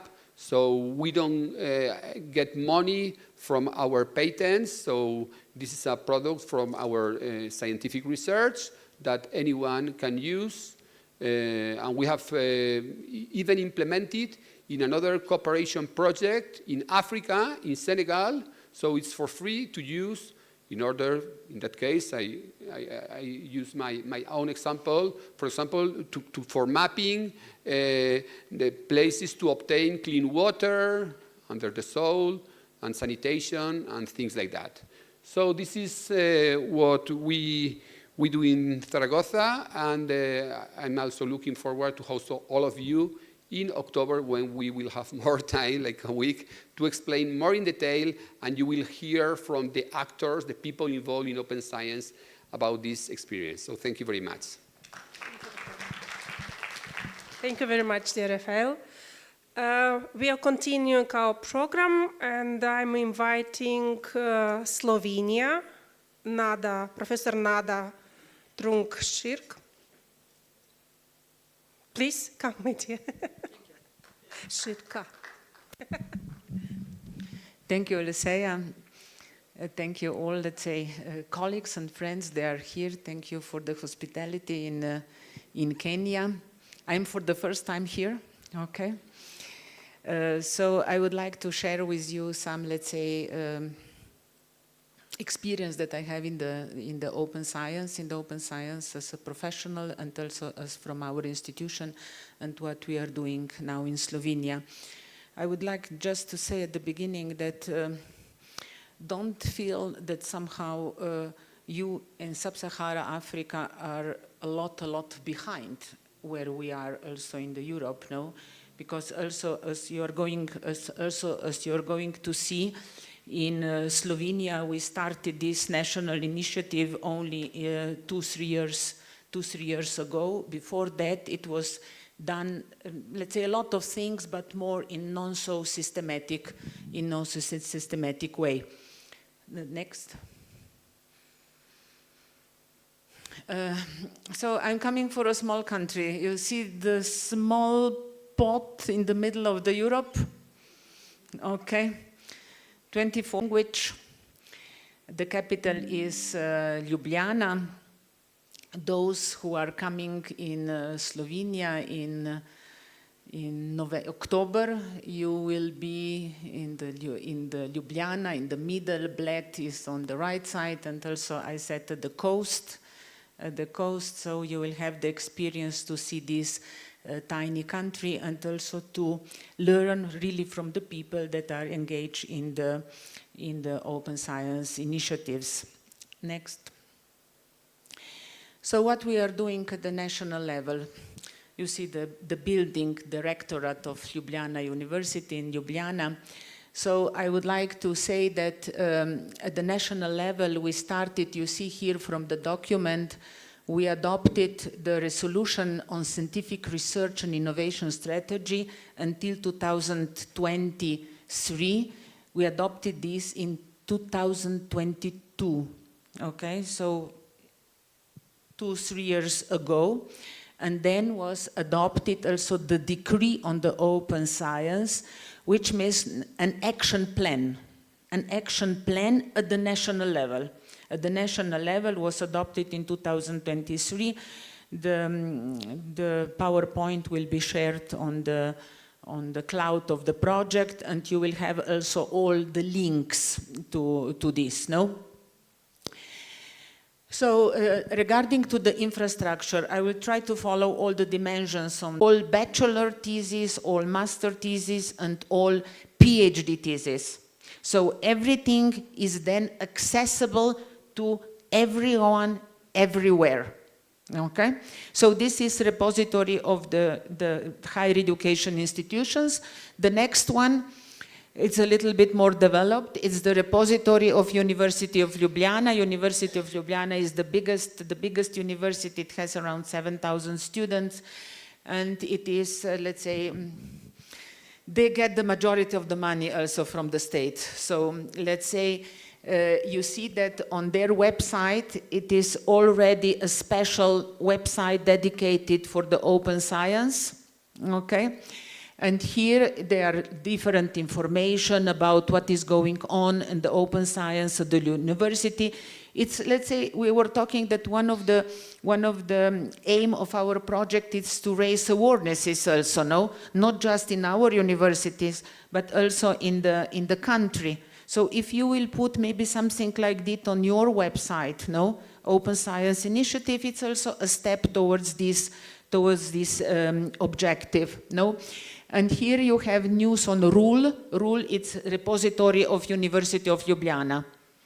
Okay, so, and each university has the same, no? Repository, all the bachelors, all the masters, all the PhD are compulsory, and also a lot of the academics, no, they develop further on, put their own research papers in this system. It's somehow internal open access. Okay, internal open access. Next one. Regarding to the open data, research data, okay? So we are going on the data. On the data, we have quite old initiative, which is the Archive of the Social Science, and we have on other side the SICRIS. These are initiatives that are already around 15 years, but before no one was talking about that this is part of the open science, okay? So the next one, please. So this is the repository of the social data repository. It started in the Faculty of Social Science in the University of Ljubljana for really internal purposes, okay? So that they were sharing the data, not the paper at the end, but the data, okay? The data of the research, and at the beginning was somehow compulsory for the students of this faculty, but now it is somehow not compulsory. It's still an initiative that it's not part of the, let's say, formalities, but it is a repository of the data, and this unit is also making free trainings, let's say, sometimes per year, for PhD students, for academics, and so on, how to do that. And they are qualitative and quantitative data. Next one, please.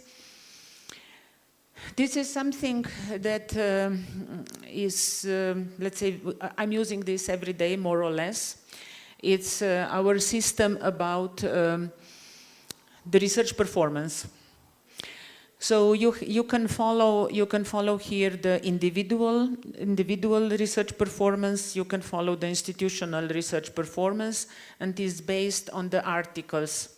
So every hour, let's say my article when I wrote, I have to put it in this system. In the system, I get certain points, okay, according to the, let's say, level of the journal when I publish, let's say Secris, Scopus, VOS, and so on, and also by the number of the authors. No, I get some points. And here I put just, let's say, you see the first step, it's Raziskovauci, so they are researchers. I put there my name, and I receive all my results. I can look also for the projects, for the organization, and so on. This is available also in the English language. There you are going to find the links, and you can check this, okay? You can check for all the researchers in Slovenia. Next one. Open access publications. I said also yesterday that this is the transition, who is paying the, let's say, the knowledge, okay? If the knowledge are paying the readers who has to buy the article, or the knowledge is paying the author, that he or she wants that the article is visible and more accessible to everyone. I'm sure that we are going to speak about that also during the project many times, no? But somehow, I would just like to say that you are not paying to be published, okay? So the quality matters, and even if you are paying, all the articles are going through the normal, rigorous, let's say, review process. It's just that the process is a little bit more regulated, and the quicker it's a publishing, and your paper is visible, let's say, to everyone. Next one. We have also some initiatives on the, let's say, so-called citizen science, but I will be here quite quick because I know that Marolene will talk about that more. So we have the, next one. So we have the project To Learn, let's say, okay? And here you can find all the initiative and so on. The next one. We have also citizen science. So this is a website that is a little bit, it is controlled, but the citizen can put also the information on this website that are visible to everyone. So we have also some initiatives about public engagement and so-called research nights, which is an European initiative, no? So regarding to the next one, we have 2 awards in Slovenia. The one award is Prometej of the Science. The other one is Communicator of the Science, okay? So these awards are somehow dedicated to the one who knows how to present his scientific work in the way that also let's say the small kids know what about it is, the normal people knows, and so on. So how to really communicate the science to the audience, not academic one. Next one. This is an initiative which is somehow also co-financed by the European Union. It is happening every last Saturday in September. In September, in all the European countries, it is a researcher's night, okay? And let's say some of the university association and so on, they are going to the squares, to the streets, and they are presenting, let's say some maybe experiments that could be done outside the laboratories. They can talk about something, but it's happening really in the certain places and also on the squares. This is the research night. What we are doing at our institution, so because it's small, but we have some initiatives. We have the Make Learn Conference, and I'm going in Bangkok in 3 weeks, and I will also present all projects that we are working together with Oleseya on the open science, also the Foster project, so it will be the reference. We have open access publishing house to know press. And also you are invited to publish your work if you would like. And we are really working on the friendship level. So we are not commercializing this publishing house. Then we have an open access journal, IMKL. It's not a Scopus, but you know, as a young researcher, as a PhD student, you have to start somewhere. So this is research, this is the research journal, it is in our research database, it is a good journal, but we are not aiming to become the Scopus. And then we have what is important for you, okay? We have our learning management system, it's the last one, the next one, and on this system, we have created the open educational resources from our projects. And here you are going to see that we also have an open science principle and overview, a course, open access course. It was developed during the project Open Asia and Oscar. And you can take the resources from here. Okay, and this could be also the basis for creating the curriculum in some ideas to create the curriculum in our project. I think that this is yeah, we can stop here. I have also some of the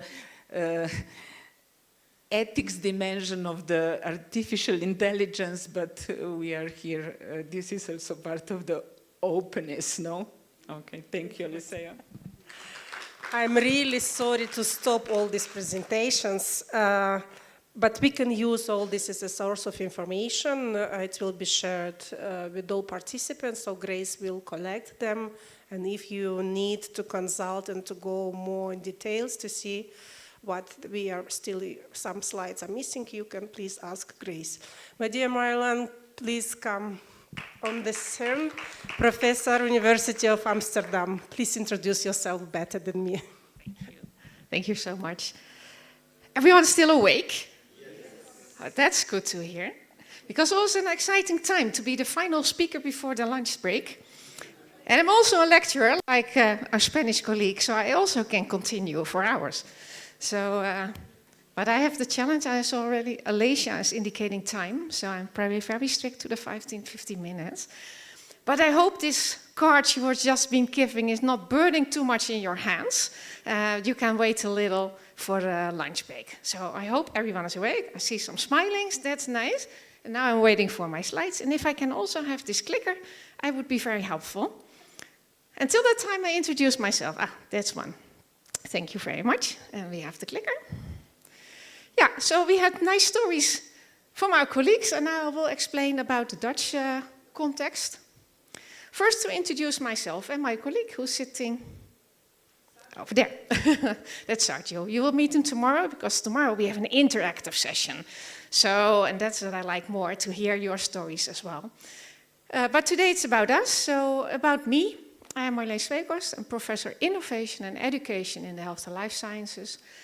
I am still a medical biologist, but very soon in my career I found out that you really have to listen to the public. If you really would like to address and reach the communities, you need to listen to them. A skill which is hardly learned at the university, by the way.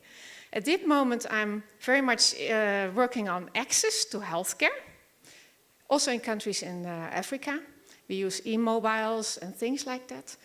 But I also like to teach students in the skills that's needed to do more engagement research. Now, that's in a nutshell who I am. I'm here also during the lunch break and the next day, so please mingle around. This is also my first time in Kenya, and so far I like it very much. And I hope a lot of things are still to come. A little bit of our university. We are an average university in the Netherlands.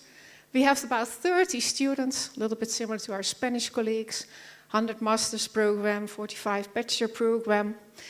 In the rankings, we were just mentioned by our Spanish colleagues, the VU University is on the 125th place. And what's also interesting, we as a VU consider the SDGs of utmost importance. So basically all our researchers are contributing to the SDGs. And that makes us in the ranking quite high with the Times Higher Education. And as you can see, we are in the top 15%. And I think that's also due to our open science policies. Because open science in our university is very important. It's hard to miss as you work at our university. So I here put just two of the frames that our university says you have to do as a researcher. And most of the things were already mentioned by our colleagues. But when we publish, we have to basically publish open access. Unless it's really not possible, but the first thing is to publish open access. Also, if you finance by EU projects or local national programs, you have to publish open access.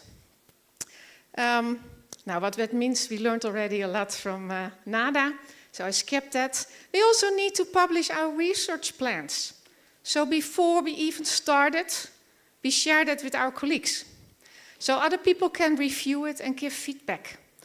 The data management, now that's also coming in this project quite well.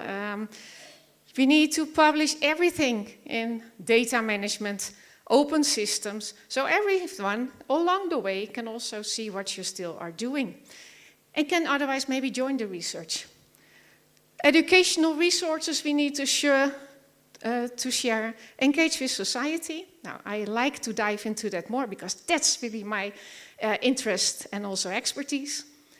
But the other hand is also important because the values and principles, it's really in our culture, I would say at our university, to publish open access. And I don't know about your cultures in your universities, but this is an interesting thing because who is here a researcher in this audience? Who is publishing? Raise your hands high. Keep active. Yes, nice. A lot of you. Who likes to prefer the high impact journals to be published in? Be honest. Only 2. The others don't mind? Oh, yeah.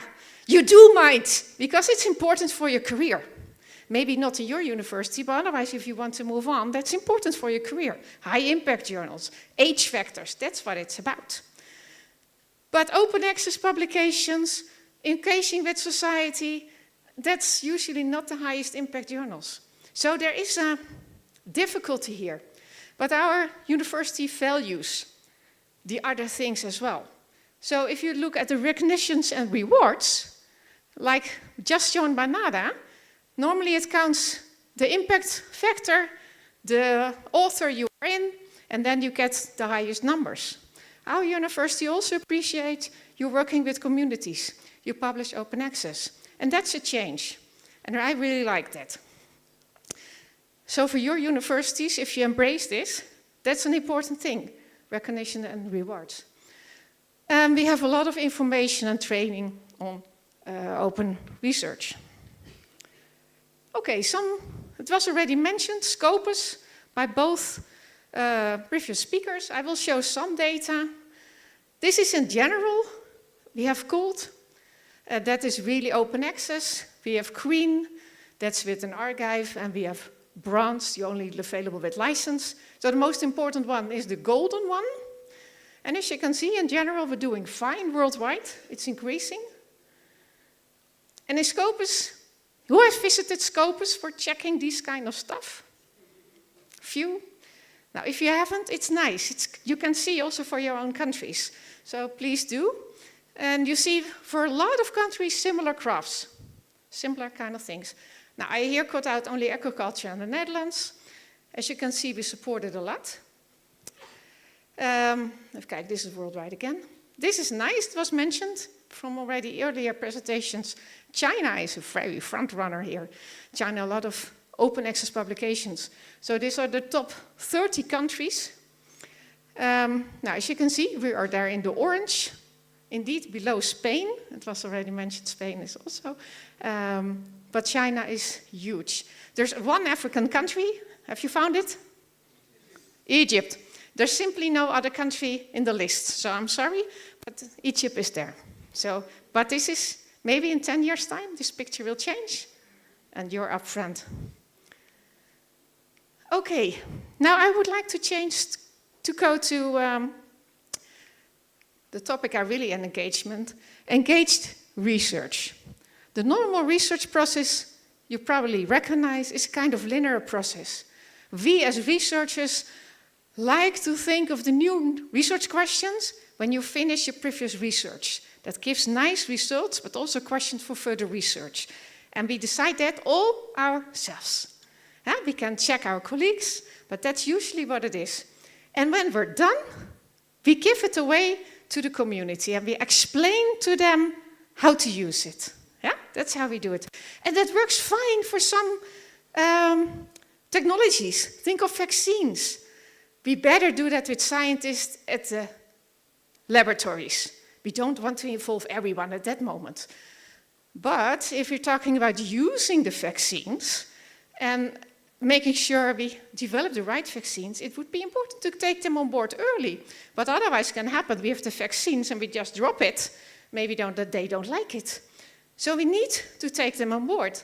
And even if the technologies become even more complex, how to deal with sustainability, how to make sure we have healthcare for all, it's important to take them on board way earlier. And then you get a new form of research where we throughout work together, from the starting of the question till the end. Now, that's what we like, and that's also our university supports very much.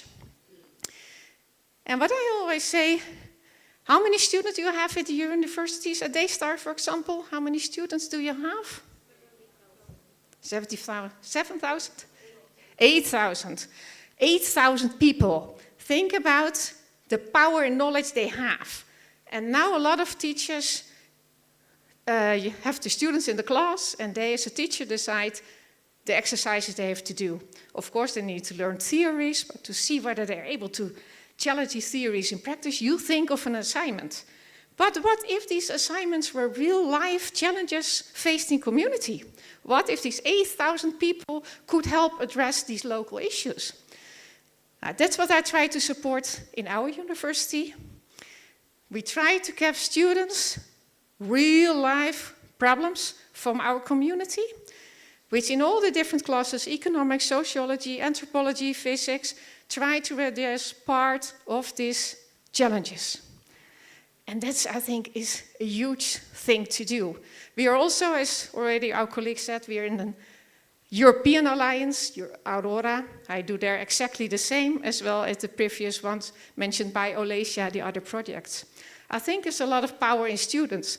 Oh, and back, oh, I can't go back, or I can? I can't go back. Can you help me go back? Yeah, we go back now.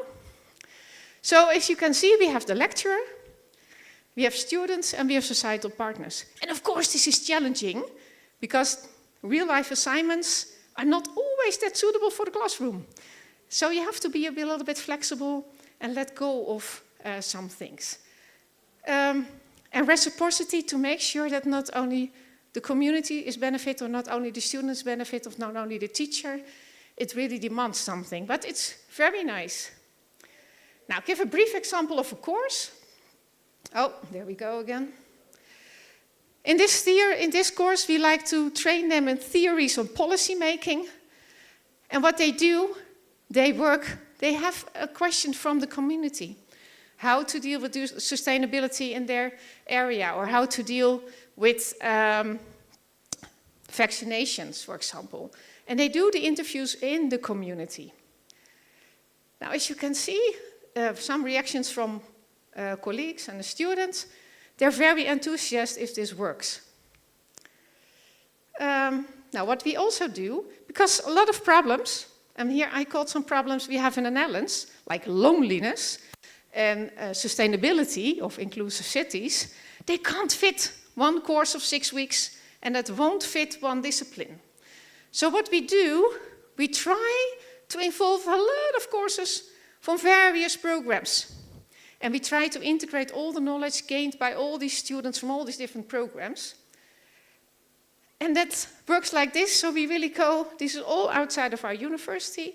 We meet the local people, ask their questions. We collaborate with them in research. And then finally, we have in a public space like this, we give all the research back and we have discussions.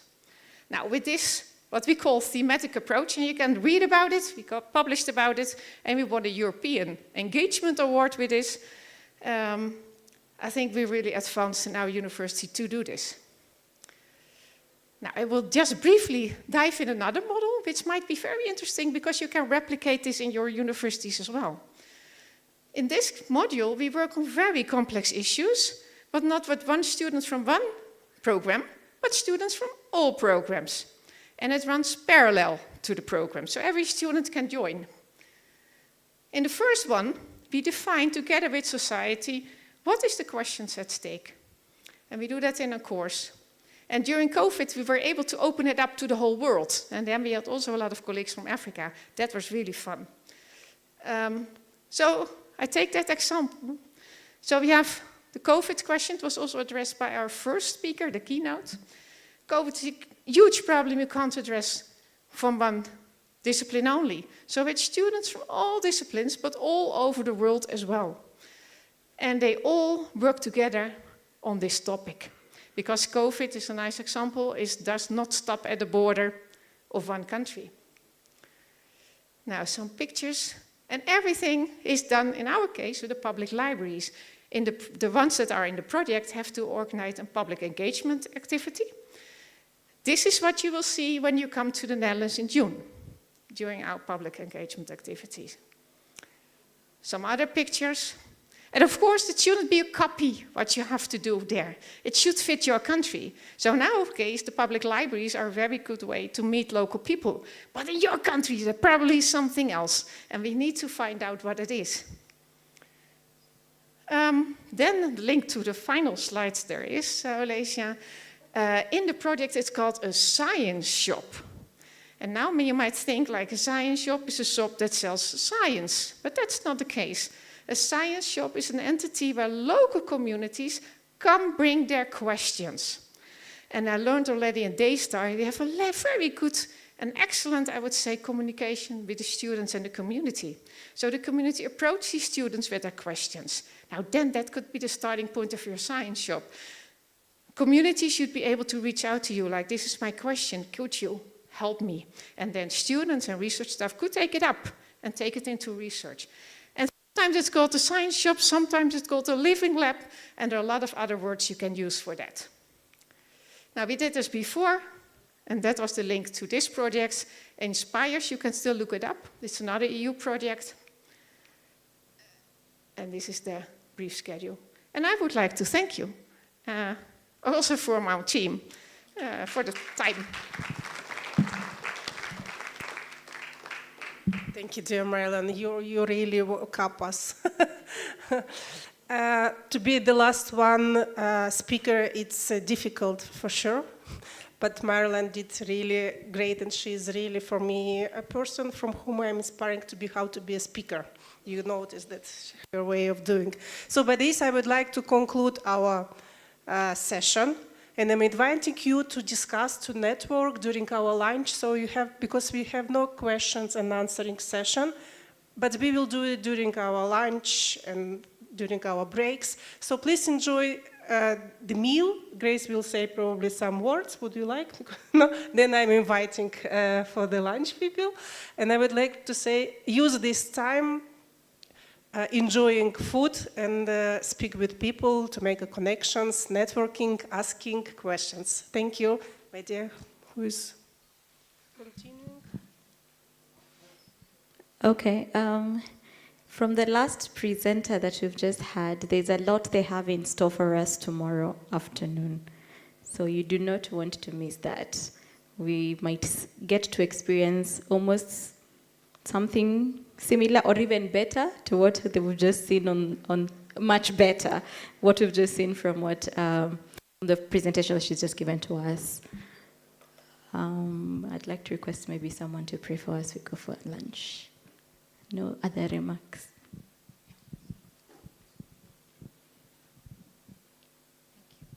Thank you, Grace. Let's pray together.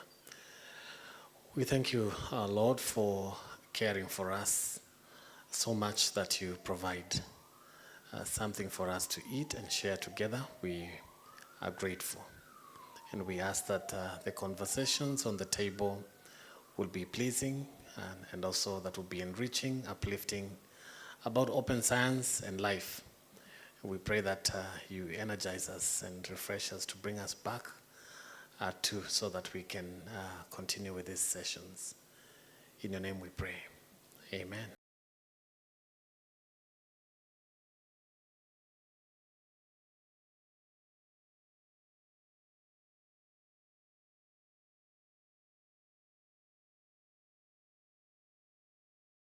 And especially alongside the corridors of a number of our implementing partners, as we'll be getting to hear from Daystar University, Garissa University, St. Paul's University, Foster Project Coordination Team from Dar es Salaam, and also from Esami. And so it's my joy and singular honor to have Dr. Kalaba right here today, David Kalaba, to come and take over. Let's appreciate him as he assumes and takes the conversations from this point onwards. Thank you.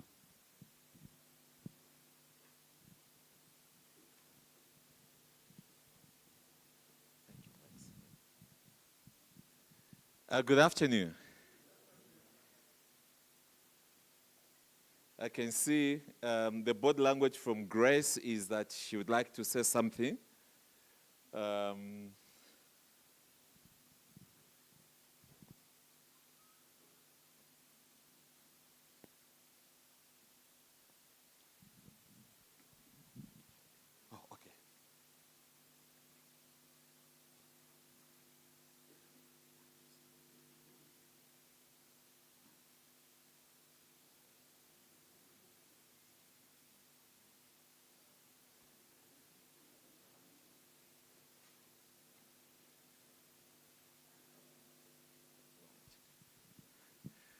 Thank you so much. The session that we have started, we're looking at the current situations, barriers and opportunities in open science.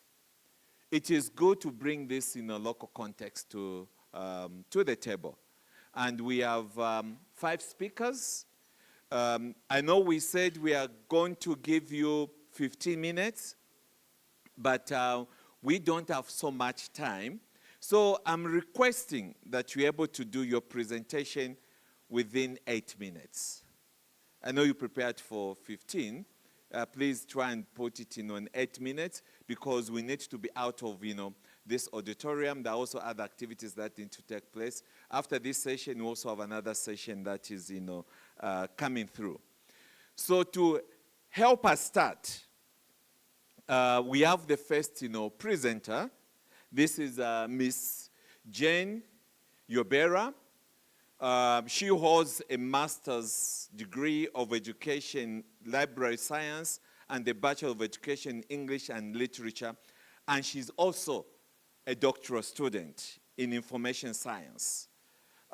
She's a university librarian here at Daystar University and has worked in the library and information management, mainly in leadership capacities and institution of higher learning institutions. She is involved in enhancing the availability of digital information resources in the university and promoting student and faculty awareness and use these resources, how they use these resources. Jen is passionate about access to credible information for all and create awareness of openly available information resources and software. She's also currently undertaking research and geared towards promoting open sharing of research data and output and use of open available resources by students and faculty in universities in Kenya. Ladies and gentlemen, please, let's welcome and appreciate Jen as she makes our presentation.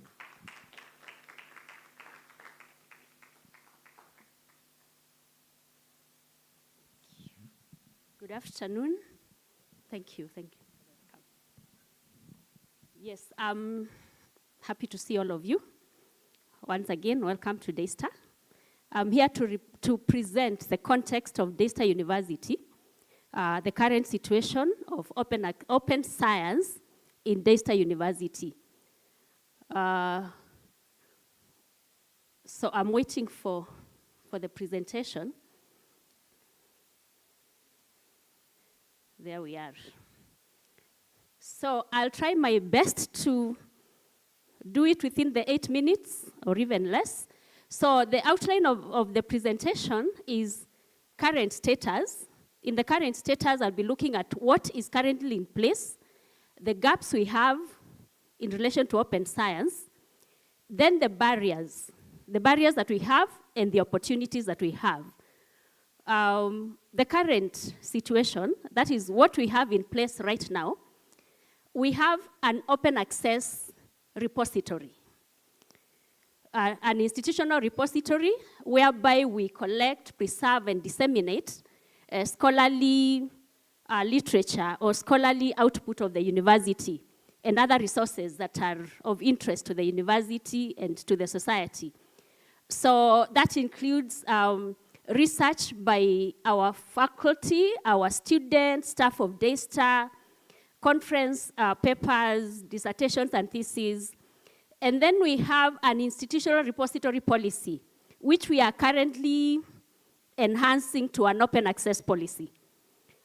Then Daystar University encourages collaborative research. And from what you've heard in the presentations that have gone ahead or ahead of this, and also what the understanding that you may so far have about open access is that collaborative research is very important in open access. And Daystar deliberately promotes collaborative research. We also have our faculty increasingly publishing in open access platforms. And this is making it possible for the research output of Daystar to be widely accessible, publicly, widely. And also we have the same research output on our repository, and it's also in other platforms where they publish. Then one of the ways that Daystar is supporting research, which the output is meant to be open access, is internal funding. There is budgetary allocation for internal funding for collaborative research. This research, the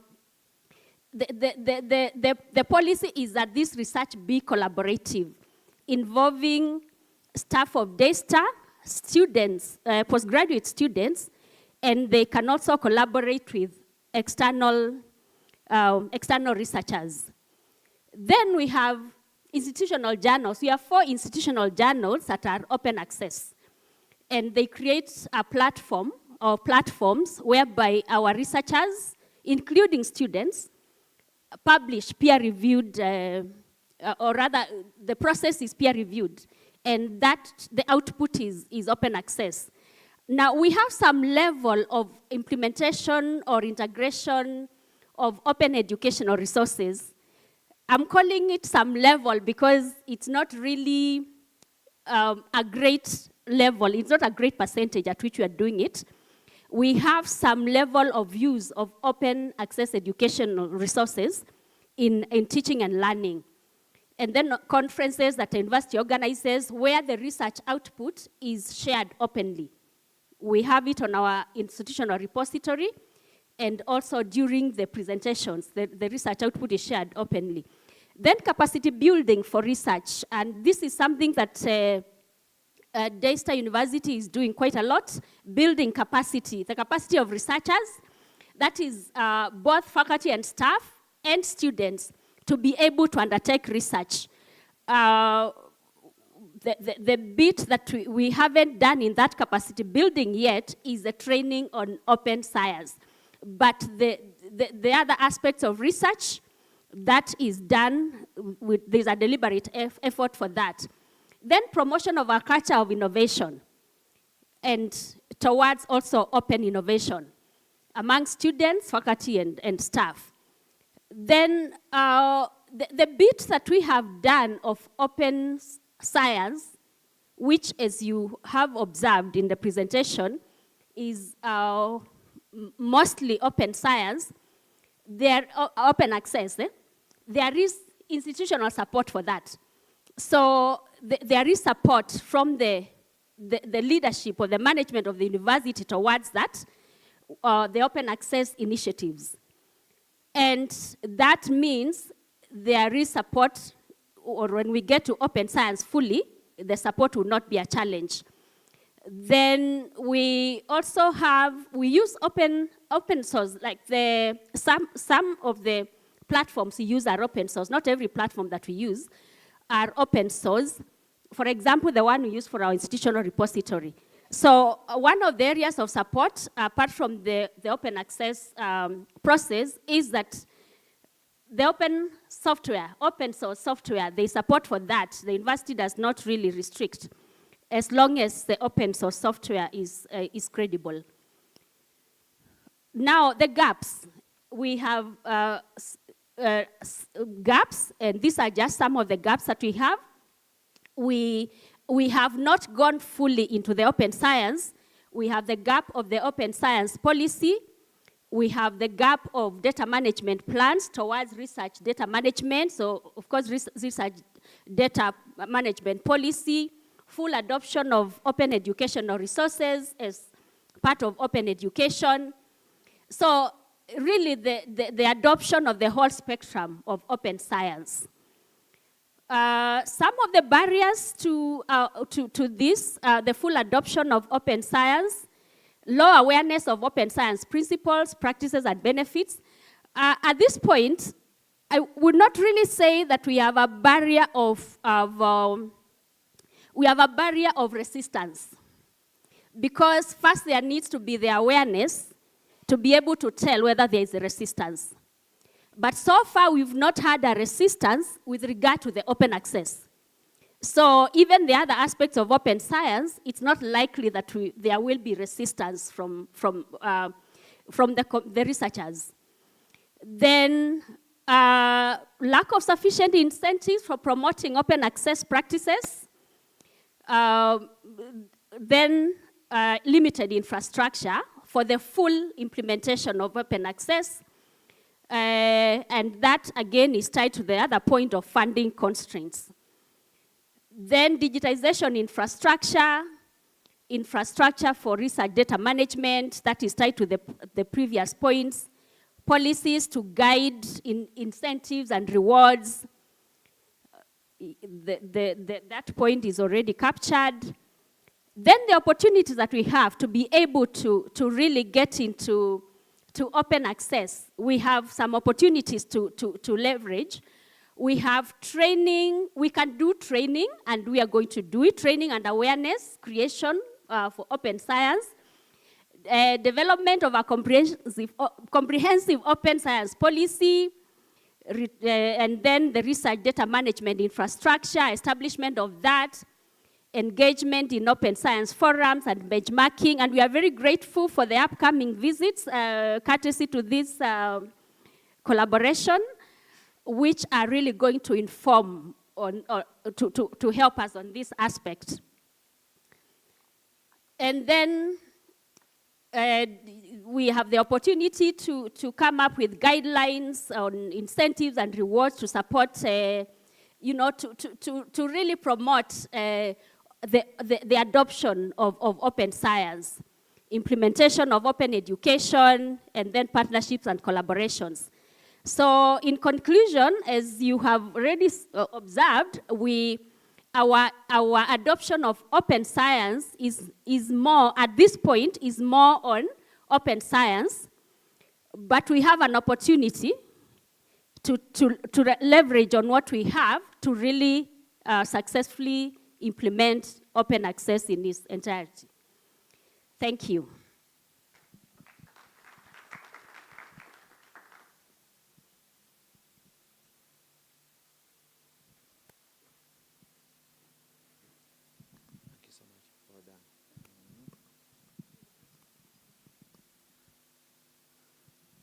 That clap was not indicative that lunch was very good and the presentation was, oh yeah, that sounds better. That sounds better. Yeah, thank you so much, Jane, for that, presentation and also just giving, that context. Our next presenter is Dr. Edie Juma. Dr. Edie Juma holds a PhD in Library and Information Studies, which is complemented by a robust education foundation in information sciences. His expertise extends to digital education for universities, as is evidenced by his certification from the Open University in the UK. His specialization in digital education underscores his proficiency in leveraging digital tools and technologies to enhance learning experiences. Ladies and gentlemen, let's put our hands together for Dr. Juma as he makes his presentation. Karibuni.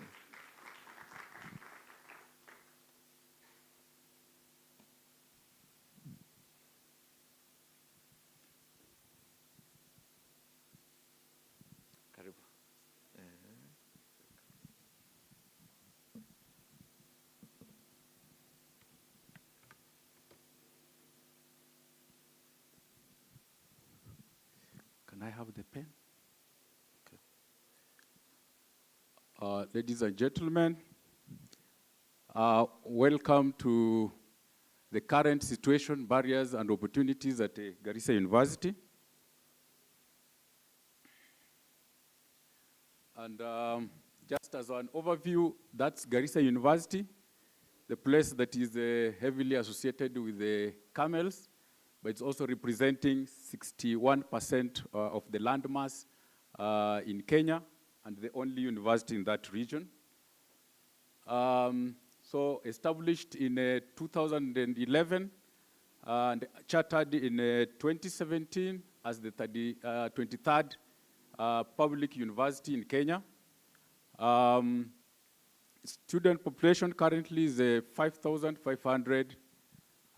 We have 4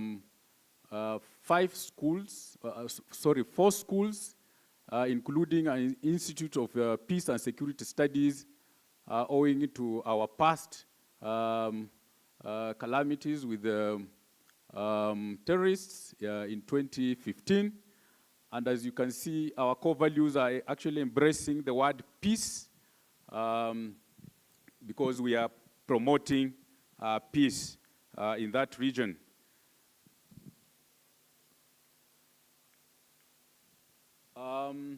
As an overview of this project, we are undertaking the work package number 2, which aspires to build a national and institutional consensus on open science, organizing and hosting open science forums in Kenya and raise awareness, and participating in the development of open science infrastructure. We are creating appropriate learning and policy environment that fully support open science.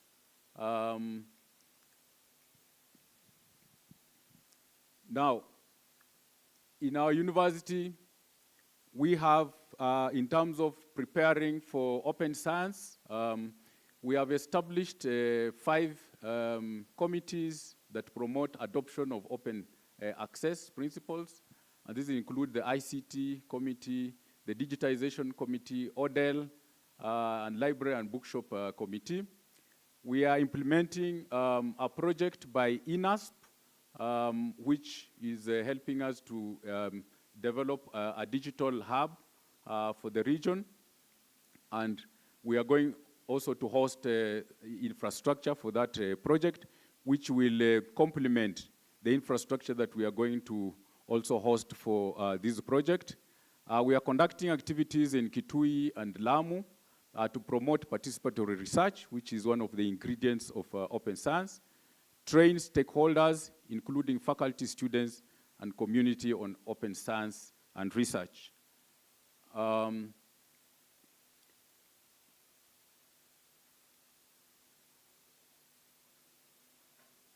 Sorry, I seem to be going backwards.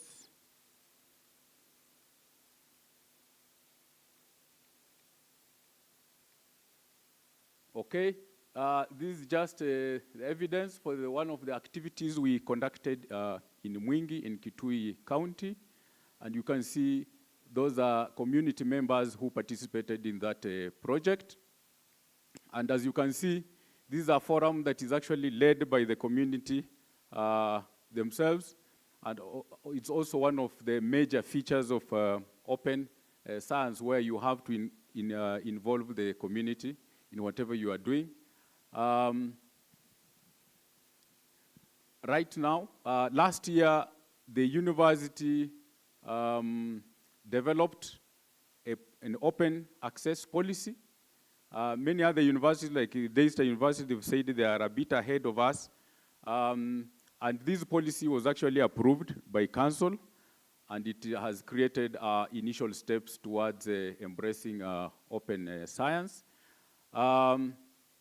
This policy is going to make our university a major contributor to open science.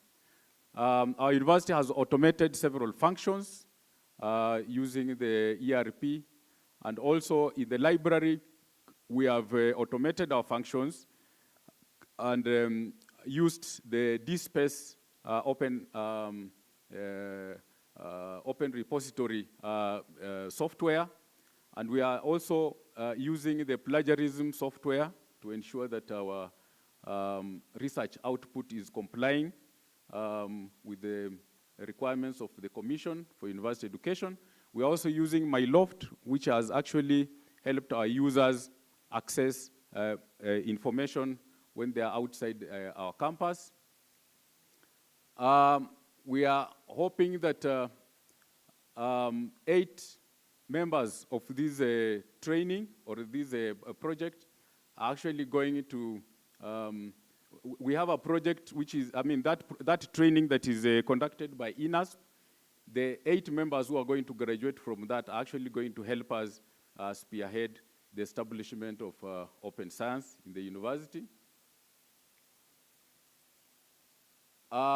We have an optic and fiber optic backbone network, which is going to help us actually host the infrastructure for this project very well. We have a server room, which is secured.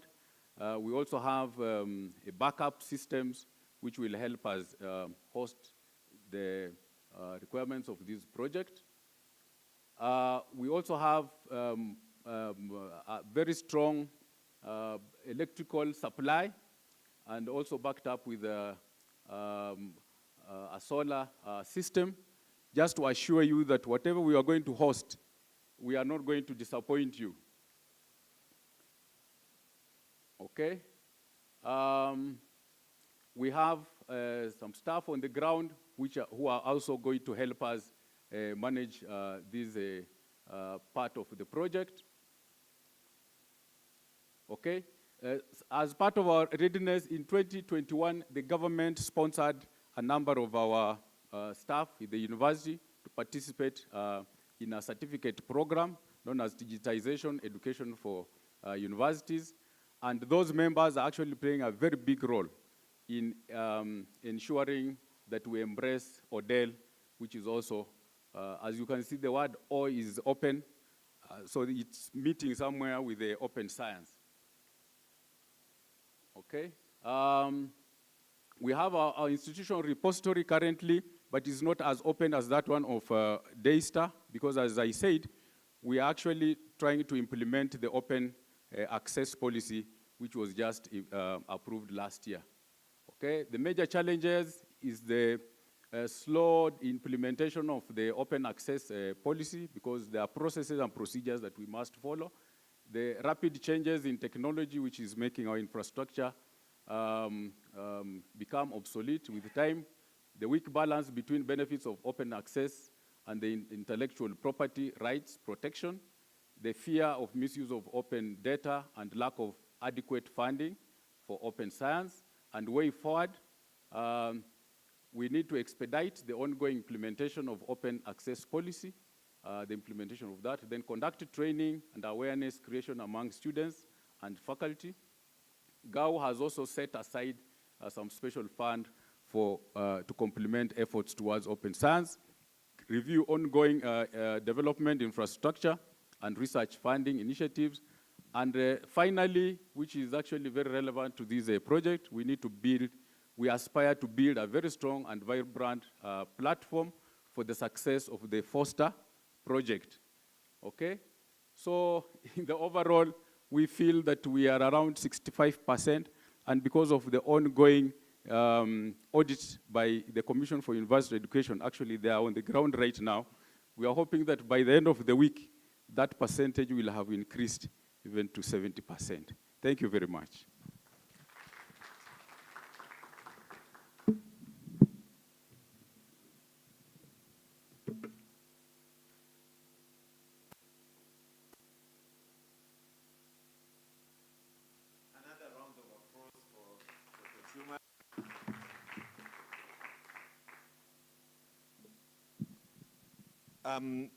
This time, I have the honor of introducing Paul Ruto.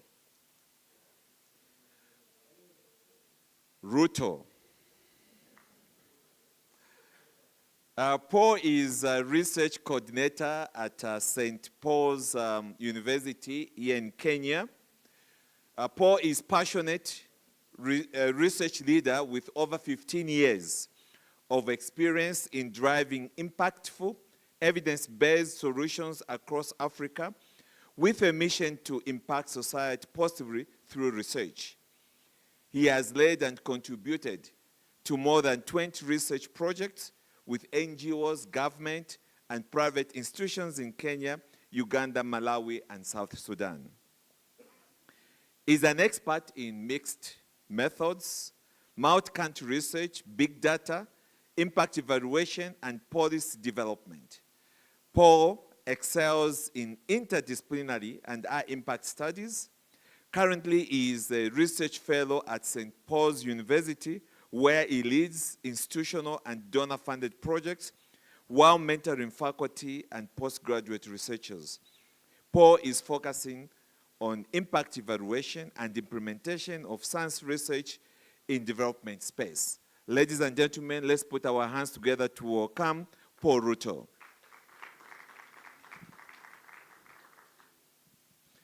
Let's not ask Paul his affiliation, just know it's Paul Ruto. Just know it's Paul from St. Paul's. Make it easier. Yeah. Paul from St. Paul's makes it easier. Thank you. I'll make it brief, and probably I'll just look at the overview of St. Paul's current situation, barriers and opportunities. Now, I was contemplating whether to put these photos on or not, because a few of us are laughing, they know what it means. We have a very unmentioned relation with Daystar. If we change some few photos here, we can call it Daystar. Or if we change a few, we can also call it St. Paul's. Like the acting VC was just somewhere here. some few years ago. But those are our leaders, Kombo, Waidima, and Kennedy. So, brief history, we celebrated 120 years in 2023. I know there is one that was celebrated 500 years, about close to 500 years. So we started in, basically we started in 1874, and we are owned by 5 denominations, that is NCCK, SCK, RCA, the Methodist, and PCA. So we are basically a Christian-based institution. We have 4 campuses, Limuru, Nairobi, Nakuru, and we have virtual campus, and talk about virtual campus a bit because it's the center of open science will be there. Approximately 6,000 students, and we have 5 schools and 12 constituency colleges that are offering certificates and diploma programs. So where are we on matters open science? Following the pillars of the UNESCO matters open science, the infrastructure, we have a virtual campus. This is one of the fastest growing campus in our institution, and I will give a highlight of it on its own. We have 3 campuses I mentioned. On the open access, where is the key, we have, yes, the university e-repository. We are members of the Kenya Library Association. We have open journal, open access journal, and based on assessment, 78% is openly accessible. So at least we aim to get to 90% of our journals or articles by faculty accessibility. We have open library, and we also have institution repository on this space. We have thesis, dissertation, and others. So at this point, I can say like Daystar, because we have a kind of a relation. Then on matters research, innovation, and development, we have our annual research conference. We have innovations. We are very strong in matters innovation, especially with students. With our flagship, or one of the best, is EcoBana, that has attracted attention of the whole countries, where students are really currently manufacturing sanitary towels from banana fibers. We have boot camps and documentaries that we also compete in. On matters open community of practice, we have internal community of practice, external community of practice, but the most important also in this stage is projects. We have different projects that we engage in, and from our conversation yesterday and today, and from Tuesday, we realize we have so much matters open science that we'll need to put it into structure. For example, we have projects that deals with e-class. E-class is basically looking at church leaders on matter science, and we engage them on the ground. We have projects that deals with climate change and theology, where churches again are engaged in matters theology to the core. They engage in matters climate change. We have mental health among young people, one of the projects that Dr. Ndereva is also leading. And we also have Ngoti project. Ngoti was one of the most successful projects on matters HIV and AIDS, where we trained NGOs on how to manage that with health workers. So we basically, in our community of practice, on this conversation that we've had, we've realized we have quite a lot on matters open science. Of course, we have other areas of improvement. Allow me to talk about the virtual campus. As I mentioned, is one of the growing institutions. We have over 3,000 students accessing studies virtually. We have e-compliant boardrooms. We have spaces where they can be able to record and do other things. We have postgraduate programs. All our postgraduate programs right now are virtually. They are online. They are hosted under virtual campus. Of course, it's running under the LMS model. On matters policy, similar to our colleagues, we have an open access policy. We have data protection policy. We have AI policy. We have blended learning policy, e-learning policy, archival policy, and assistive technology policies, among others. So we recommend, yes, we know we have these policies, but of course we have area of improvement and see how best to include open science into these policies. We have partnership is one of the areas we have intentionally been growing, cutting across global south and global north, and also local partnerships. So we are also hoping as one of the output of this project will increase the number of partnerships that we do have. So what are some of our barriers? Looking at the same, using the UNESCO framework. Open science knowledge, I think one of the things is lack of knowledge and the uptake of this, which is part of agenda number 1 for this project, and we hope we'll be able to improve on that. On the infrastructure, we have slow uptake on digitalization, which is something that we hope, again, through this project to be able to improve on. Open engagement on societal actors, this is almost zero engagement, but it's something to focus on, because currently, you know, most of us, we are focusing on teaching and research, but we need to tailor-made it so that you can be able to focus on societal actors. The open dialogue with other knowledge, again, lack of resources and knowledge. So if we look at this and assess ourselves based on where we are in this project, then we have a lot to improve based on the open science. The opportunities that we have, yes, we have the existing structures, the Data Protection Act, Open Data System, the combined degree and community engagement. But allow me to look at this briefly. I looked at one of the models, a researcher, on just how best can we be able to access or evaluate St. Paul's on matters open science. And open access, yes, we are good with that, as you've already seen. Open data, not currently.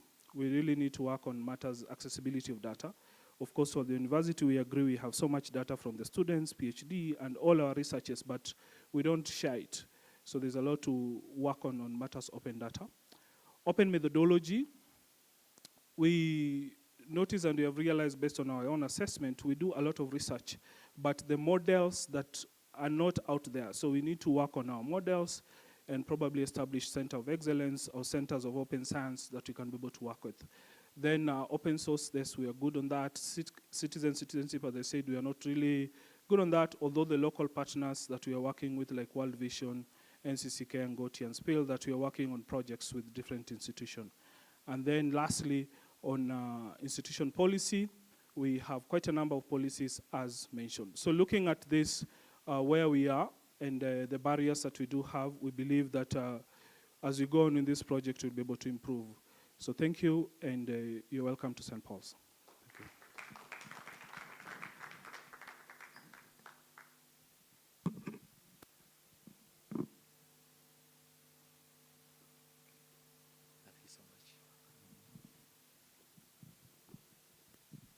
Let's appreciate Paul once again.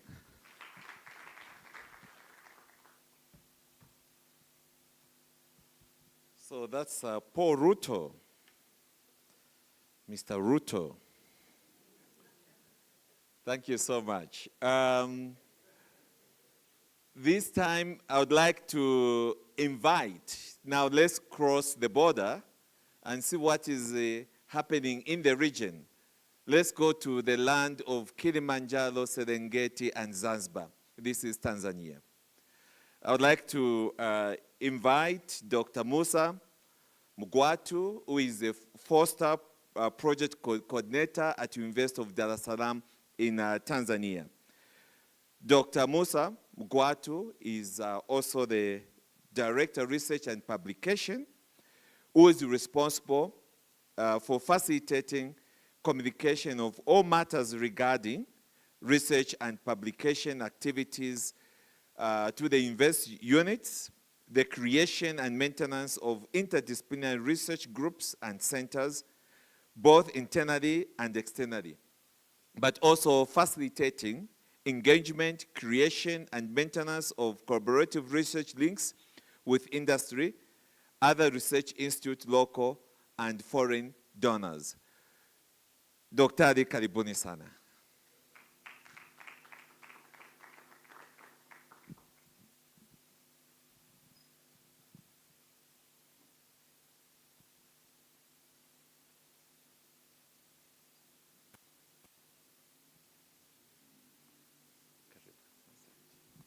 Thank you very much.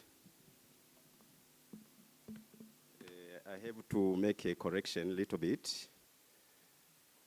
Dr. Musa Mugwatu, yes, a former Director of Research and Publication, University of Dar es Salaam. I concluded my tenure March 31st, And fortunately, we have the current Director of Research and Publication, Dr. Matthew Senga. Doctor, please, can you stand up? This is the current Director of Research and Publication, University of Dar es Salaam. I concluded my 2 tenures for the position, and we have the open governance at Dar es Salaam of University of Dar es Salaam, whereby after 2 tenures, then you have to go aside. University of Dar es Salaam started basically in 1961 as a college of University of London. And then in 1963, it was among the universities, but called University of East Africa. You remember Makerere, University of Nairobi, and the University of Dar es Salaam. It was University of East Africa in 1963.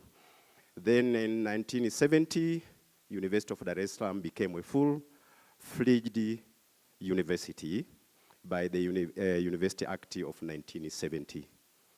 University of Dar es Salaam has 7 colleges, 7 schools, and 7 institutes, and 2 constituent colleges.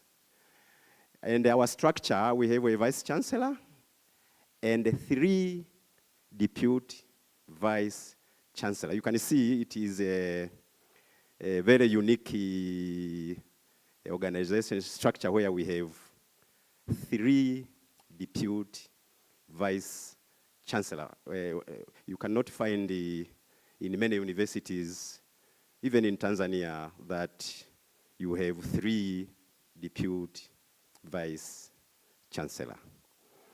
So back to the open science, I will go direct to the key pillars, the 4 key pillars, whereby, next. Yeah, I want to save time. I was comparing the 4 key pillars of open science, which I borrowed from the UNESCO, and compare where Tanzania is in general as a national context. And they found that Tanzania falls short of specifically 3 pillars, which are open science, open scientific knowledge, open science infrastructure, and the open dialogue with other knowledge system. We are doing better in the 4th, which requires the contact with the society. Nowadays, as you may be aware, we have to go to the society. We have to do what we call co-creation, and we are doing better. And in terms of science communication, whereby nowadays we have the policy briefs, we are doing well, at least for that pillar. But we are struggling with the other 3 pillars, but as a national context. However, despite those shortfalls, we have key development currently in Tanzania. For instance, in 2023, the government of Tanzania, with the National Commission for Science and Technology, but with the consortium of library, the government organized a higher level meeting to discuss about the open science, especially coming with the national open science policy. And this was the very important initiative by the government of Tanzania. But by institute, at least for University of Dar es Salaam, we are very much promoting the open access journals. For instance, at the University of Dar es Salaam, we are having 25 online journals, which are managed by the university. And we have one publishing and printing press, is called the Dar es Salaam University Press. And among these 25 journals, 2 are indexed in Scopus. Now you can see here, We have 25 journals. They are open, managed by the University of Dar es Salaam. Now, the 2 journals which are indexed in Scopus mostly are not open. Now you can see the importance of open science. We have 25, they are open. Among the 25, our 2 are indexed in Scopus, and they are not open. You can think about it. In addition, we have data depositories. We are having 2 separate data repositories. One is for the library, and another is for research. But we are making efforts maybe to have a single integrated data repository. And maybe we can learn from other institutions. Do we need to have a single integrated repository, or we proceed with a separate one for research and the other for library? But we are working hard to make sure that we have the very optimum data management system. But at national level, the National Commission for Science and Technology has a national repository, whereby they keep the data from universities and other research institutions. We are talking about data sharing. It was a big problem when COSTECH was asking the universities and the research institutions to do data sharing. The university were resisting. And there you can see now still there is a problem, a major problem in data sharing. And recently, this is again the effort, and this is from UNESCO recommendation. The Ministry of Education, Science and Technology in Tanzania distributed a survey to comply to the UNESCO recommendation for open science, whereby we were required to give the institutions to give opinions on the UNESCO recommendations. And the University of Dar es Salaam submitted the online responses this year. And you can see the UNESCO recommendation were given out in 2021. And 4 years after the recommendation, the government is making efforts. So you can see the speed is not as expected. And this, again, brings the importance of the effort to make sure that we adapt the UNESCO recommendation on open science as quick as possible. The bearers, they have been indicated, the Garissa bearers, the Santa Paul's barriers, the Daystar barriers are like the same, limited infrastructure, funding, awareness, and maybe the policy gaps. You may find that maybe at national level, the open science policy may be lacking at national level.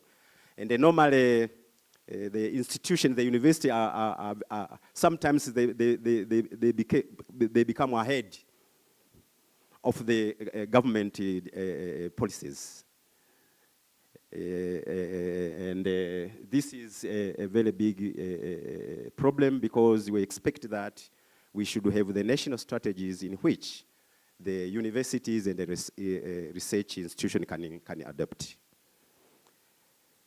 But there is another barrier in terms of legal and ethical challenges, data privacy. Many institutions will hesitate to make their data open. And maybe because maybe of intellectual property concerns, maybe. this is because of limited national policy for data sharing, as I have already indicated. Even the National Commission for Science and Technology, when they were requesting the universities to go for data sharing, the universities and the research institutions were hesitating because maybe of the data privacy. But because it was the national institution, then at last, most of the universities, they complied. And there is no harmonized, we expect a harmonized open science policy from the national level. And then the institution can cascade based on the national policy. So this can be the legal and the ethical challenges. Otherwise, there are a lot of opportunities to engage regional, like this meeting, Tanzania and Kenya, but also the international partners, Slovenia, we have the Amsterdam, we have Spain. So those are the opportunities. And institution, local collaboration is also very important, but to improve the accessibility of the research output. 2 minutes? Okay. So otherwise, we have national policies. I wanted to share relevant national and institutional policies. We have a lot. But they are missing open science. They are missing open science. For instance, at the University of Dar es Salaam, we are having a scholarly publication and dissemination policy. A little bit of open access, but the real open science is missing. We have the journal policy also, but a little bit missing open science. Therefore, it is our duty to make sure that we can incorporate open science in those two documents. Otherwise, I thank you very much, and we are together, and we can push the open science strategy ahead to make sure that the institution can be in a better position to open data, open access, etc. Thank you very much.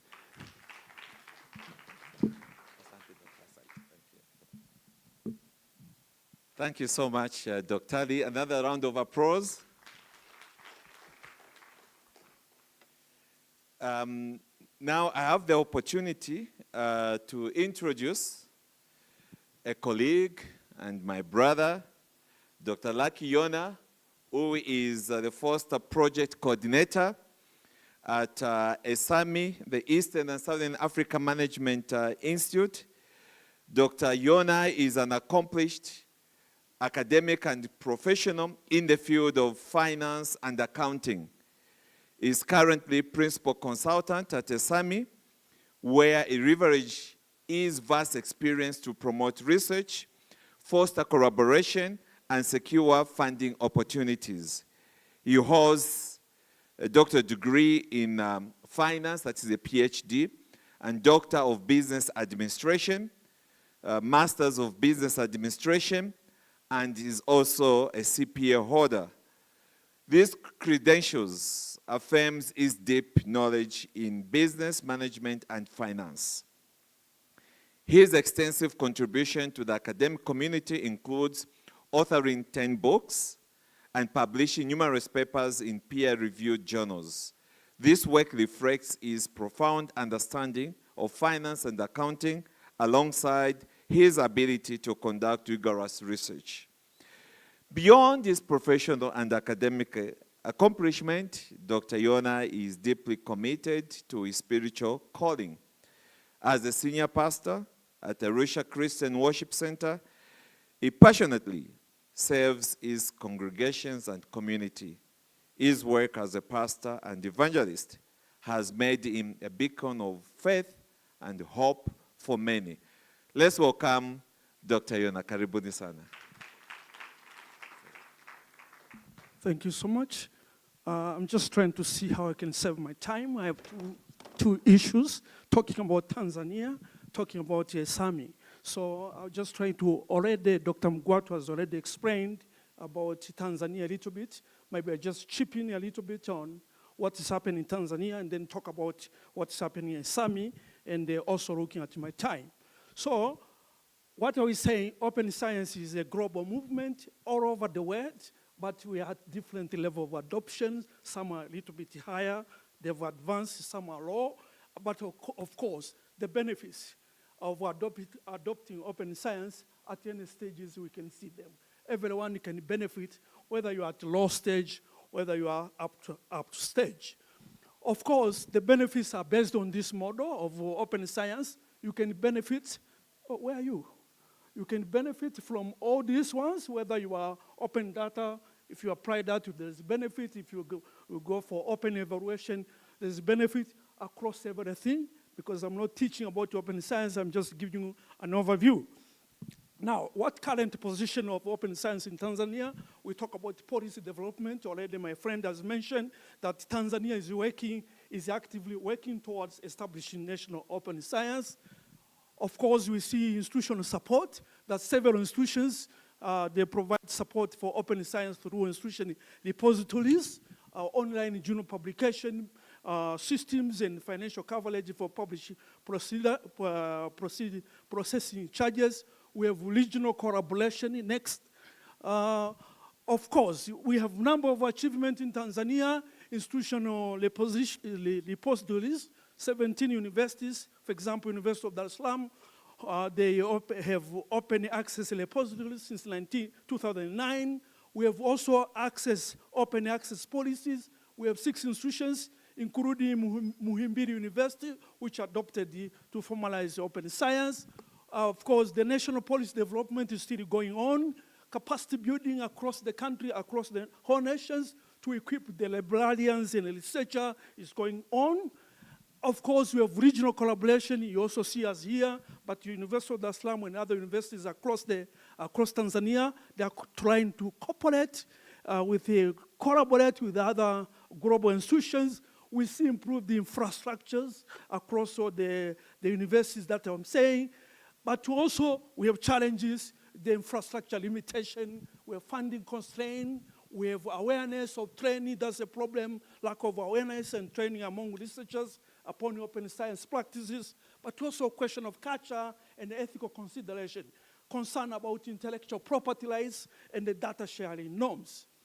Opportunities are there. We have opportunity now of developing the policy, the ongoing development of a national open science policy that will give us a structured approach to implementation, capacity building, or the opportunities to train researchers and librarians in open science practices. International collaboration also is an opportunity. That's why we are here. And Daystar, you're here. These are opportunities, but also opportunities in technological advancement. That's an area. What is the strategy? What's next? We develop our national policy. That's the way forward we are doing, but trying to invest more in infrastructure. We allocate resources to improve internet connectivity and digital repositories, enhance training programs, establishing training programs for researchers on open science tools and methodologies, but also promoting awareness. So these are the issue, and also formation of communities of practice and the research interest groups. These are strategic actions that the country might be looking forward. Conclusion, we are saying Tanzania is making significant strength toward embracing open science. It's trying to address the challenges related to infrastructures, funding, and awareness. Of course, also trying to leverage on the opportunities through policy development, capacity building, and international collaboration that will enhance the open science landscape in Tanzania. That's about Tanzania. Now, let me talk about the SAMI. What so far has been our achievement, what has been our challenges, and what is our opportunities. Just introduction, we are all over Africa in almost 10 member countries. SAMI headquarters in Arusha. We offer different programs by year, short courses, almost 300 courses, short courses per year. but our mandate is on capacity building, training, research, and consultants. Of course, we have benefited. We've increased global visibility and research credibility. Our research journey in the last 10 years, 17 books, 125 journal articles, 25 case studies, 2 high-level events in this year, 2025. We have enhanced our collaboration and the innovation. We have improved transparency and the reproducibility of our research. And of course, there is a stronger institutional capacities. So what is the current position also? We are continuing institutional commitment. SAM is integrating open science principles into its research and training programs. We recognize that open science as a vital to research excellence and innovation. We also align with the UNESCO and the global open access goals. We are also on the resource development. We have a lot of initiatives that are going on to develop institutional repositories and promote open access to research outputs. That includes our SAMI journal, okay, that's one.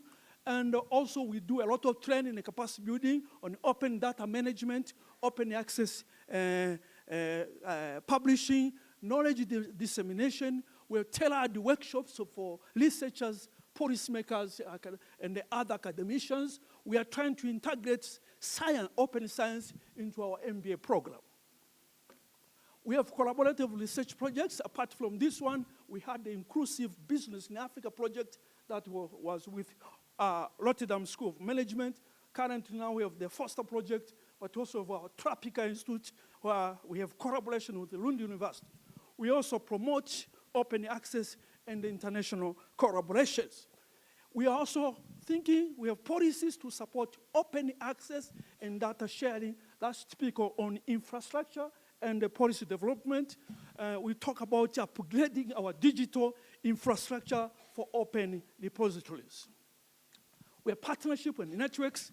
We collaborate with UNISA, NUW, the University of New South Wales in South Africa. We have collaboration with the Lund University. We have collaboration with Maastricht University, but also we participate in global open science networks. What is our vision? We want to expand digital infrastructure with the FAIR principles, talking about issues of launching certification in open science, advocating our national policy integration, and then enhancing global collaborations. What is our challenges? Number one, limited infrastructures. We need to improve our digital infrastructure. We talk about the capacity constraint, the requirement of training of our staff and researcher in open methodology. And then we talk about the policy gaps. We have the absence of comprehensive institutional policies that guide these science practices, but also funding, constraint for open science projects, cultural resistance to open publishing, complexity in data management. And what is our response? We are talking to invest in digital infrastructure, looking for international funding, implementing change advocacy and the capacity building, but also adopting fair data principles and offer specialized training. Lastly, opportunities, strategic partnership. We are looking on the policy development. We are also looking on the more resource mobilization strategy. And we want to attract more international open science funding and also leadership in the continental open science training, because SAM is all over Africa and we can go there. And then foster regional innovation through accessible knowledge. Conclusion, SAM is committed to advancing open science, strategically addressing challenges and leveraging opportunities. And lastly, sustaining its leadership in the capacity building and the research excellence. Thank you for listening.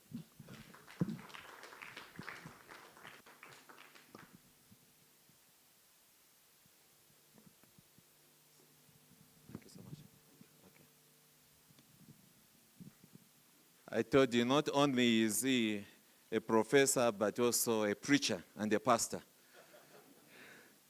Yes, so another round of applause for Dr. Yona. Yeah, at least we've got, what is happening in the region. in terms of Kenya and also what is happening in Tanzania. It was very good to set this context so that we just appreciate and see what we can actually build on. What are some of these challenges? What are these barriers? But also, there's always an opportunity in every challenge. And the speakers have done, justice just to actually, give us how the landscape, has been. I think as we round up our session, let's just give them another round of applause, all of them together. Yeah, and thank you so much for keeping time. I know we've given you 15 minutes. We've been able to do it, 8-9 minutes, which I appreciate. Now I want to hand over to the next, session. We have the moderator, who is Dr. Martin Munyayo, who is coming to lead us in the next session. Karibuni. Right, a round of applause to Dr. Kalaba. Thank you so much for leading us so well.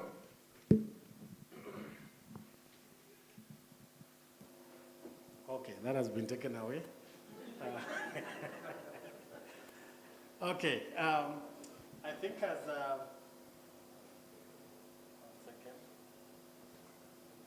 as Kalaba has shared, the context in the regional setting has been set for both Kenya and Tanzania. And now we are going to go to another aspect of this forum that is so important, because we have heard from the academy, we have heard from trailblazers from Europe, we have listened to a number of speeches and seen cases that we can look after. But now we want to listen from the open science early adopters in the region. Isn't that nice? We want to hear what the open science early adopters have done. And so I'm going to call upon the panelists, inviting them to this panel session. My name is Dr. Martin Munyao from Daystar University. And I'll be mentioning them and reading their bios as they come. So right now, let me just call all of them to come and join me here. Professor Arnold Mwanzu, Mr. Kennedy Aseda, Dr. Penina Musangi, and Ms. Mary Kinyanjui. Please encourage our panelists with a round of applause.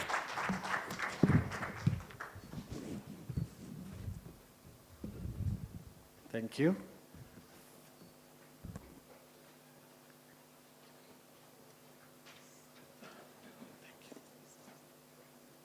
Thank you. Please have a seat. Free seating. Free seating. Thank you. All right. So this is the panel that is before us this afternoon. And let me just introduce them to you so that you know the kind of people that we are engaging this afternoon. One is Professor Arnold Mwanzu, who is right here. Professor Arnold is an associate professor at the Aga Khan University and the regional library for East Africa, overseeing libraries in Kenya, Uganda, and Tanzania.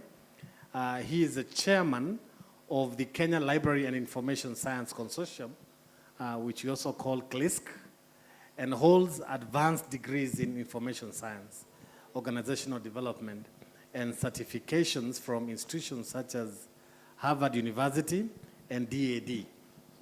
He is actively involved in global library initiatives, including IFLA and EIFL, with research interests in green libraries, sustainability, and open science. Professor Mwanzu has authored 25 peer-reviewed articles and 3 book chapters, contributing significantly to open science advocacy in Kenya and Africa through research, presentations, and policy development. A round of applause to Professor Mwanzu. Next to him is Mr. Kennedy Aseda. Kennedy Aseda is the Chief Technology Officer at KENET. KENET stands for Kenya Education Network, where he has worked since 2008.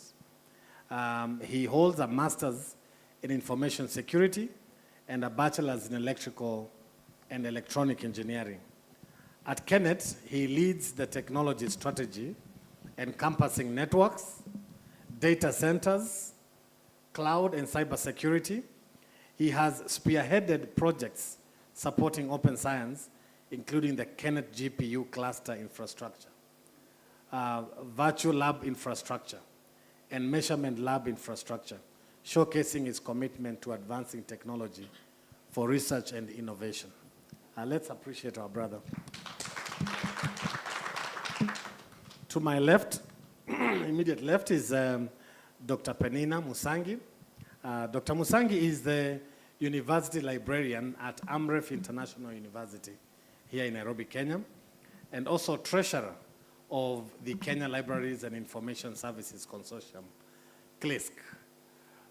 She is a recipient of the 2016 IFLA OCLC Fellowship Award and has over a decade of experience managing university libraries.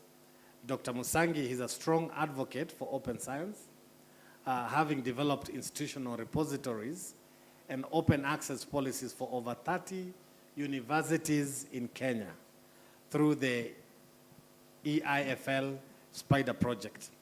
She has published extensively on open science practices and recently secured a grant to promote ORCID adoption among Kenyan researchers. Let's appreciate Daktari. Last and not the least, Mary Kinyanjui. Mary Kinyanjui is the head of the acquisition, cataloging, classification, and distribution department at the Kenya National Library Service, KNLS. She's also the vice chairperson of the Kenya Library Association, KLM. With over 30 years of experience, she has led community-centered projects focusing on education and youth empowerment through ICT, particularly in informal settlements. As a Bill and Melinda Gates Foundation trailblazer and IFLA trainer of trainers, Mary advocates for inclusive access to information and sustainable development. She holds degrees in information science from Moi University and actively contributes to regional and international library development programs.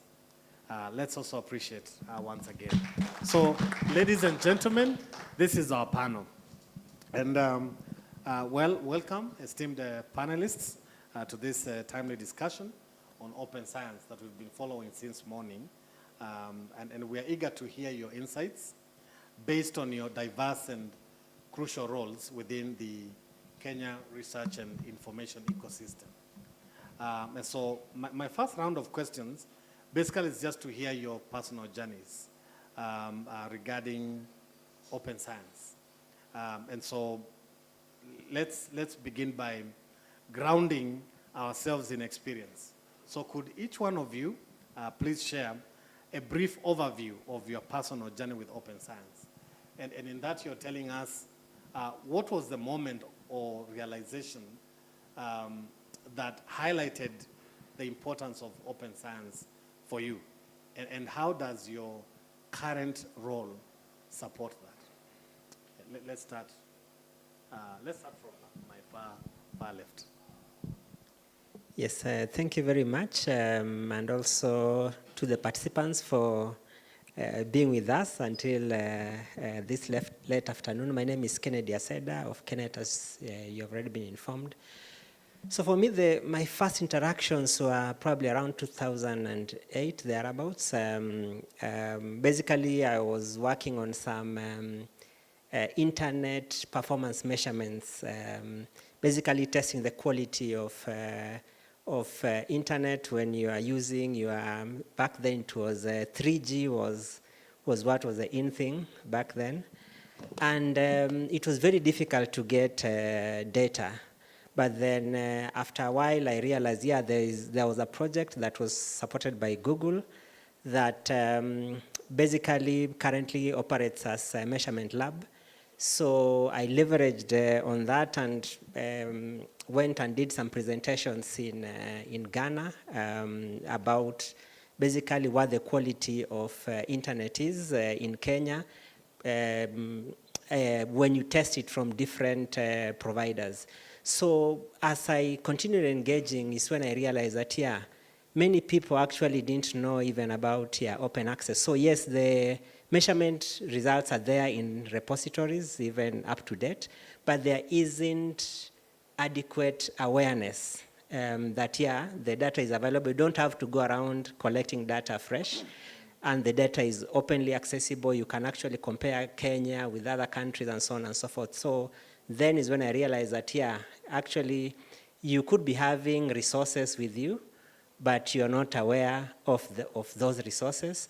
And it can actually help to make your journey of doing your research faster and also more cost efficient because you don't have to go and collect the data afresh. So for me, that was one of the key things, and is when I actually started really engaging in open access data sets and also openly sharing some of the resources. Thank you. Thank you, Ken. Yes, thank you. Okay, so for me, I think I would almost lean towards his time, about 2008, thereabout. And I'd say my answer is twofold. So first was in terms of open infrastructure.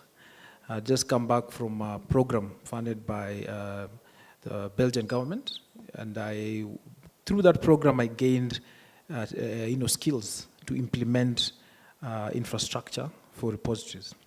So at that time I was working at USIU, and in my role I made a proposal to my then boss that institutions out here are trying to implement digital repositories. I have come back from this program, I have some knowledge. I can implement this by myself without you having to pay anyone else. And I believe that was my journey to promotion. I implemented, and of course, in terms of infrastructure, we had a digital repository at USIU, which I installed, of course, open source DSpace. Now, on the front of open access, of course, in my role as an enthusiast of CLISC, I've been working with CLISC for some time now. Currently, I'm serving as chair.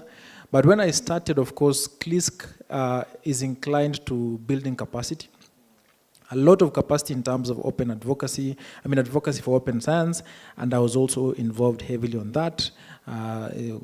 Later on, I'll be talking about some of the things we've done as a consortium.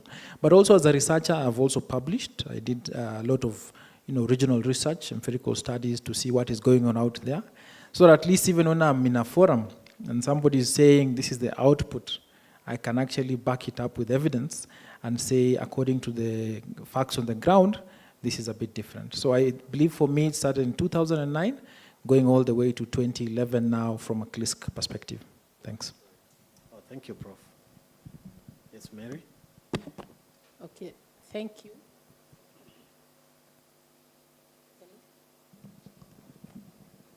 Okay, thank you. As you heard, my name is Mary.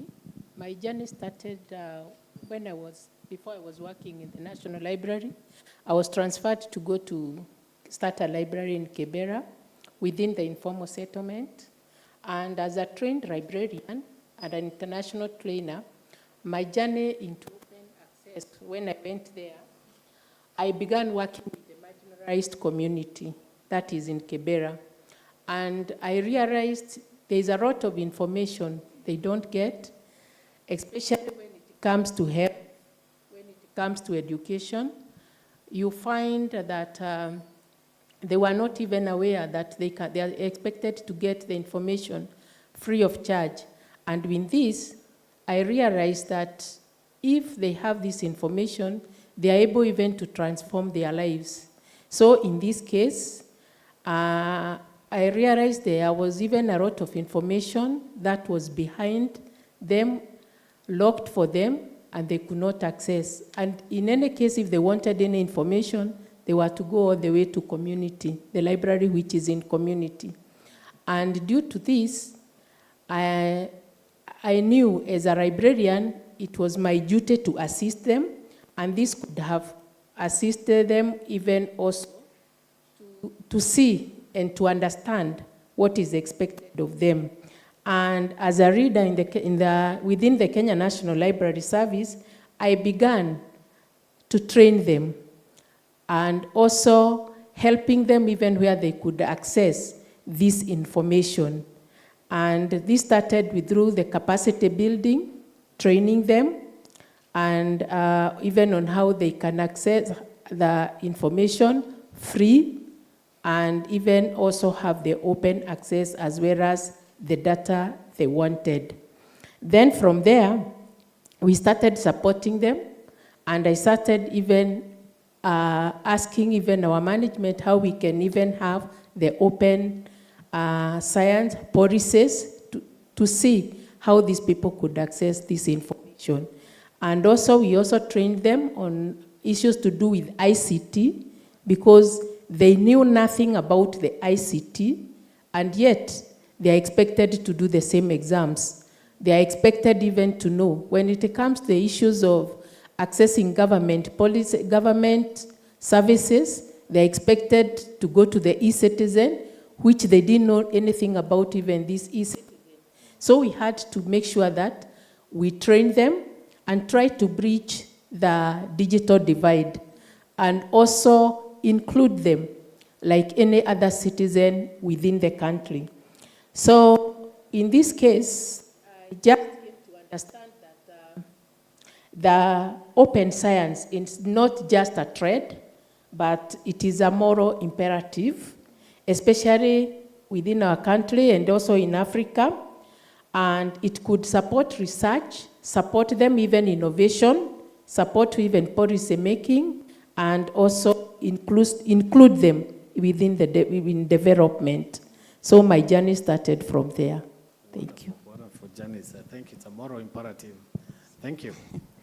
Dr. Thank you so much. And thank you for giving me the opportunity to talk about open science. One of the issues I talk about is it's my pet subject. My journey with the open science started in the year 2005. When I was given a project as a ICT technical person to automate Strathmore Library.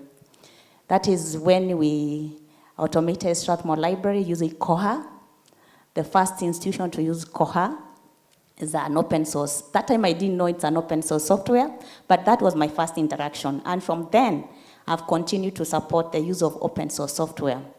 Come 2018, CLISC got a grant to develop institutional repositories among its member institutions. Then, the then management of CLISC saw wise that I should lead that project. And I got into it, I led the project, which led to the development of 32 institutional repositories in Kenya. You have heard St. Paul's University talking about their repository here. It's courtesy of that project. They were beneficiaries of that project. After the project, 2020, they extended to us to develop open access policies. So I also led the development of 20 open access policies among the 32 institutions we had developed institutional repositories. Now, that time is when I got a lot of interest in open science. And I started researching, writing about it. I've done a lot of research about it. And I've really been in various steering committees. I've heard Tanzania talk about YESTCO in terms of the national science, open science policy. I'm a steering committee member with the Ministry of Education for Kenya in developing the national open science policy.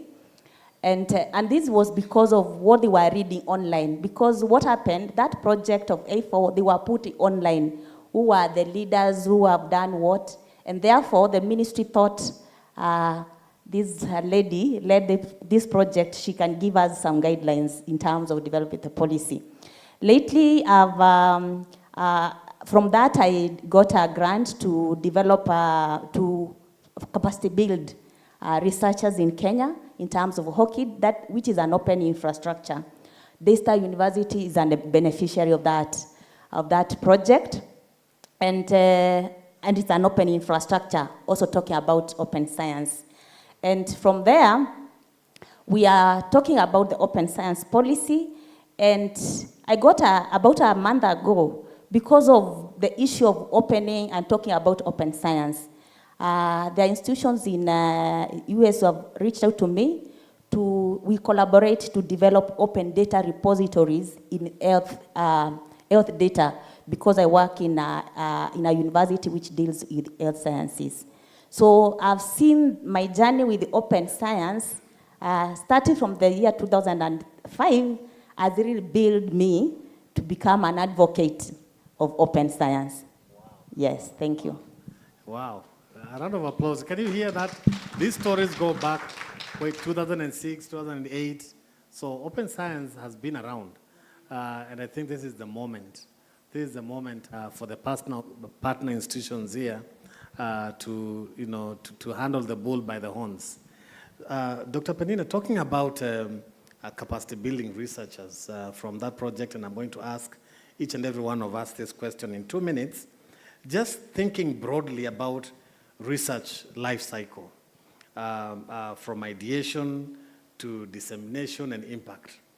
What do you consider the single most significant positive change or even potential benefit that embracing open science offers to researchers, and more to researchers, even institutions of higher learning like us, and the wider Kenya society in the region? You could draw some of this from your own expertise. Yeah, 2 minutes each. Okay, thank you. You have talked about single, but there are many, but I'll talk about one since you have talked about a single impact. I'll talk about enhanced collaboration between researchers. And you have talked about the research life cycle from ideation to dissemination. And researchers can collaborate from ideation in terms of research, starting with the citizen science. I heard Garissa University talk about there's a project they are dealing with whereby they are looking at the community and the community is bringing ideas. Citizen science brings about the issue of involving the community to bring about new knowledge. So if we have platform, like we have a platform I've used, it's called the iNaturalist. So in that, public can input into the platform what is happening in their locality. So we are in Nairobi. We can know what is happening in Mombasa, and we get interest in it. So if I'm interested in that area of research, I get an idea because I've collaborated as a researcher. So from ideation, you can also collect data. You can collaborate to collect data. Instead of doing maybe a case study, you do a multi-case study, such that you collect data in Kenya, in Tanzania at the same time, because of open maybe data collection tools which are available openly, and that is due to open science. From data collection, you can publish your research. You have open access journals, and you can collaborate. What I'm talking about collaboration, because I can do research with partners, international partners, regional partners, and we publish. So I've seen one of the main thing which brings about, open access brings about, is enhanced collaboration between researchers, whereby as a researcher you are not necessarily involved in traveling there and all that. So you collaborate and you're able to come up with the research and you disseminate. Yeah, thank you. That's good. You're already talking to one of our first objectives with that. Thank you. Okay, thank you. For me, I would talk about a community transformation, and I will give an example of a project we did when I was in Kibera, which transformed that community. There are several, but I'll just mention one, whereby we trained the children on how to use the tablets to improve performance in school. And this project we did so well, whereby when we completed the project, involving the community, because we had to involve the community. What are we doing with their children? Training them on how to use the tablet to run or to improve performance in school. The parents were to be aware, so we had to involve them. We had also to involve the Ministry of Education so that they could also understand.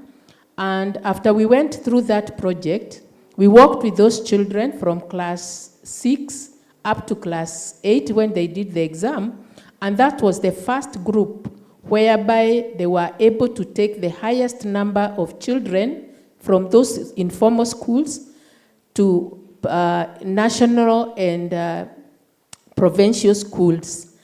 And then after that, even the community, they were also interested to learn about the digital gadget, how they could work, how they could even access the government services through the computers. And we really trained them. We continued training them, and now that even the other libraries within our network, they started the project, whereby now it has really done so well, closing that divide, the digital divide. And then we continued whereby we even worked together with World Food Program, where World Food Program came to us and talked to us and asked us, we don't want to continue providing food to these informal communities. What do? We can do capacity building. We train them on how they can also get their own money to buy food instead of giving them. So we train them also, and I can attest here that we have about 4 young men, who got employment through that project, and now they are in US. They got, because we were also working with a company which was supporting the project. About 15 of them, they were employed by World Food Program, and even today they are working there. So in this case, I can say that transforming the community, and also they are even able, even today, to access information on their own, and they are even able to search for that information from the library. So the ability which came in here is whereby we provided inclusive access to knowledge that drives now even local innovation. They tell us even today that they are able to do they are even able to do their own researches and even come up with their own innovations within all those groups we trained. Thank you. Okay, yeah. So for me, the single most significant impact of open science, embracing open science, I'd like to look at it from a global perspective. And for me, that would be equitable access to knowledge. Why am I saying that? Earlier on, there was a previous presenter who flashed a slide by Web of Science, and we could only see there Egypt. Why do you think that is the reason? Egypt is actually not part of the global south. It's among the few privileged countries in the north. And when we talk about equitable access to knowledge, Egypt actually signed a very big deal with Elsevier, for those of you who are familiar with the publishers. And through that deal, they have full access to Science Direct. In Africa, the next country that has such benefits is South Africa. And in my research, I've seen the publication output from Africa, the highest, the highest country that produces research output is South Africa. Kenya has been dropping, unfortunately. We used to be about 4, now we are dropping, we are 7, even behind Ethiopia, Ghana. So that's why I'm saying, when open science is fully adopted, the biggest benefit to all of us in the globe will be equitable access to knowledge. Because what I will access in Kenya, as I'm doing my research, the ideation part, is the same as my colleague in Slovenia, my colleague in Amsterdam, and anyone in the United States of America. I recently attended, I was invited, due to, of course, my involvement in open access publications. I was invited to a conference in South Africa. It was actually called the Diamond Open Access Summit, which brought together over 400 participants. It was a big project, just like yours. I think there's a lot of money out here. They also got a lot of funding from one of the big funders, and they were able to bring 400 stakeholders from across Africa. Now, the idea behind this forum was trying to foster Diamond Open Access, which is one of the models for supporting open science. As you know, librarians will tell you there are different models of open access. We have green, we have gold, and now we have diamond. So in this forum, we were told that globally, and of course this is something that you can confirm in research, out of the global research output, Africa only contributes less than 5%. Can you believe that? And yet we know we are publishing. But when we are in the midst of our colleagues, we are looked at as consumers and just consumers, not producers. So for me, when I say open science will bridge the gap, because I believe like in Kenya, there's a lot of publication that is going on, but we know there's a lot of bias, and that may be something I'll speak to later on in terms of the publication process and issues of social justice. Why is it that the rejection rate of publications coming from Africa is very high? Is it because of the issues we don't want to speak? How many of you get rejections when you publish? Exactly. So these are some of the reasons, and I believe that is why people resort to predatory journals. Otherwise, everyone will be publishing on those high impact factor journals. So this forum was trying to say, let us support African journals.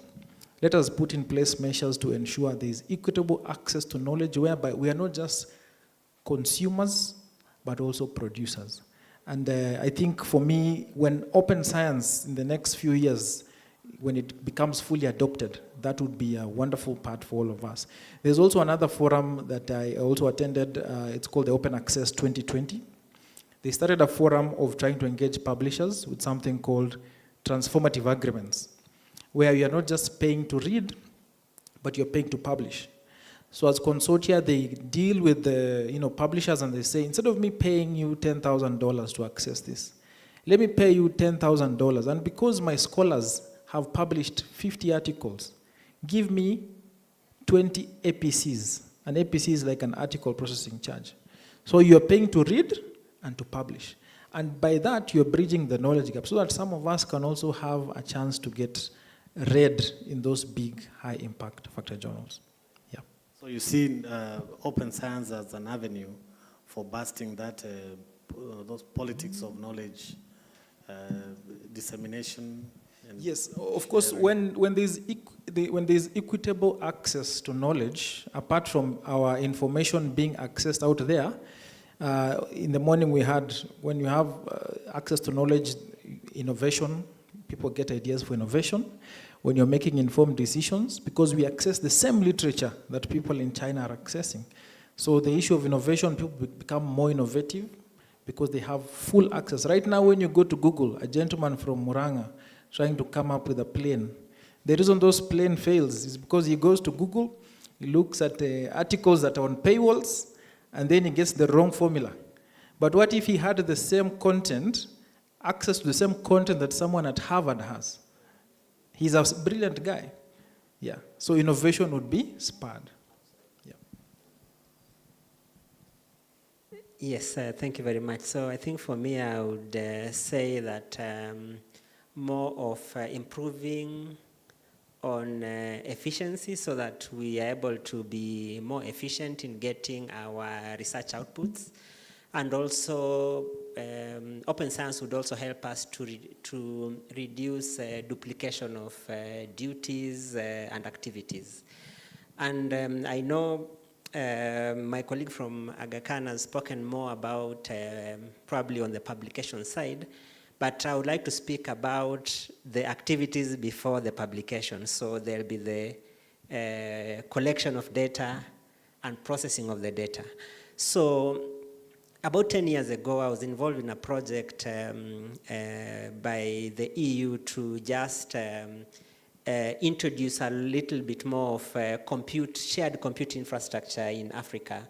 It was a project called EI for Africa, E-Infrastructures for Africa. And during that time, we had access to some grid computing infrastructure, so some federated servers provided by different universities in Europe, where our researchers could actually authenticate themselves and use to do their computational analysis for whatever kind of data they have collected, whether it's for bioinformatics or someone doing research in computer science or agriculture and so on and so forth. So, and at that time we had some resources at University of Eldoret. I know even right now USIU has some small HPC cluster, the one by MasterCard, but accessible only to the team at USIU. I know there is something at Nakosti. So different institutions have different resources. If you're able to pull these resources together and make them openly accessible to researchers, so long as you're able to authenticate yourself using your credentials so that we are able to ascertain you're a researcher, then we would also reduce the time that researchers are taking to actually look for resources, pay for resources off their pockets, because you'll find sometimes the resources are powered, but they are not being used. So still they will just consume power. So if you're able to adopt open access for some of the resources, it will be good. And then finally, in terms of also research data, if you're able to publish some of the research data in open repositories, then they can be reused. If you had used the data for, say, because we have some images for some researcher who is doing some research in diabetes, machine learning, right. That data can still be openly accessible for someone who wants to do some research, still on in nutrition, but studying something else. So if you're able to consolidate and reuse the data and the infrastructure, then to be able to also help us leapfrog in terms of the process of collecting data and processing it. Thank you. Great. We're running out of time, and I would like to just get this one thing from each one of you. Listening from all of you, to all of you, since morning also, we've seen that open science is heavily reliant on enabling technologies.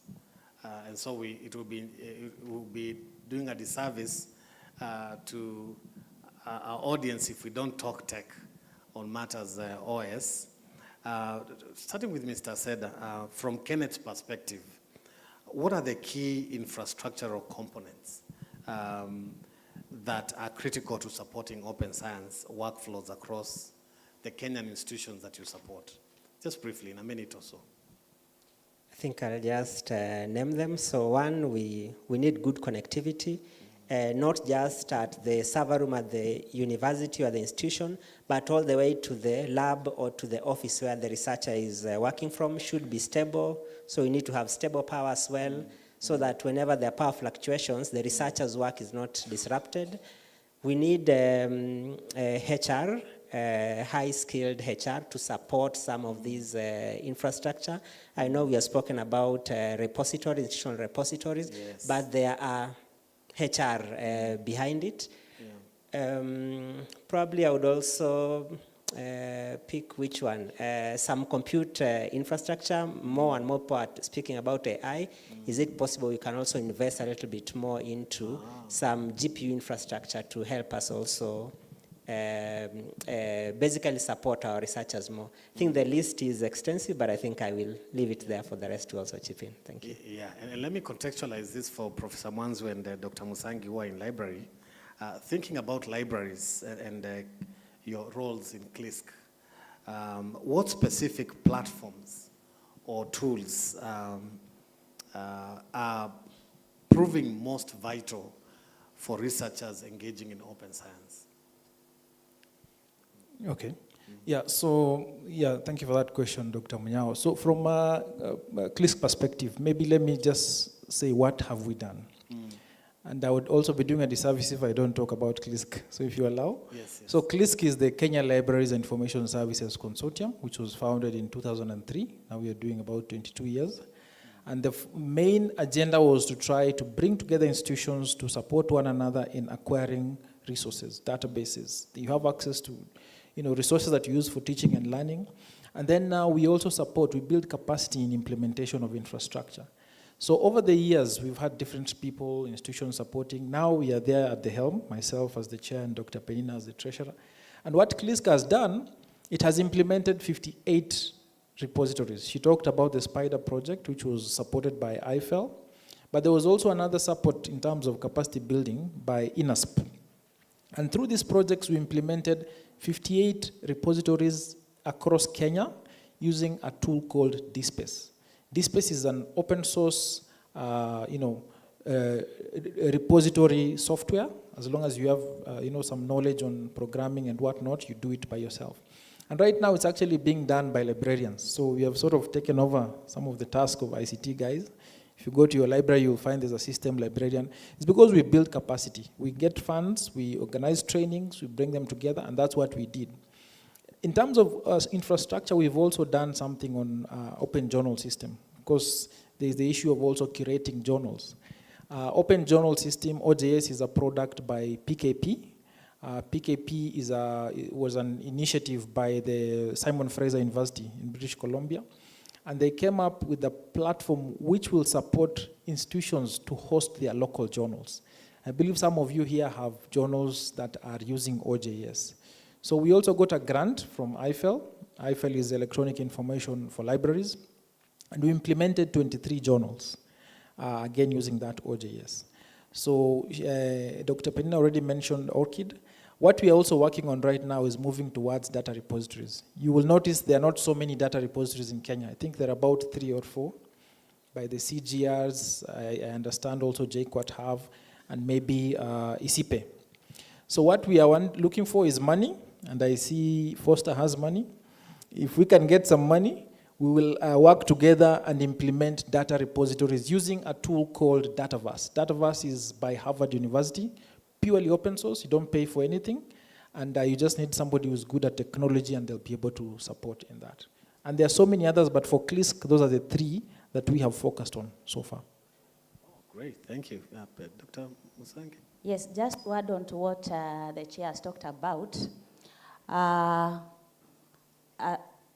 other than the publications we come up with, get it published in open access journals or other journals, we have what we call preprints.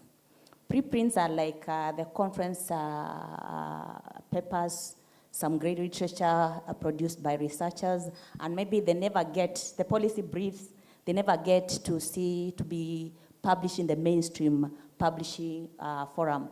So we have preprint servers which can be used to disseminate such kind of literature. So I'm thinking about platforms like Archive. Those are available whereby you can register as an institution and you upload preprints and they're available. In addition to the data repositories, we have Figshare, which can also be used for data management. So people can register, they can upload their data. I'm also thinking about the ORCID, which is now for the open infrastructure.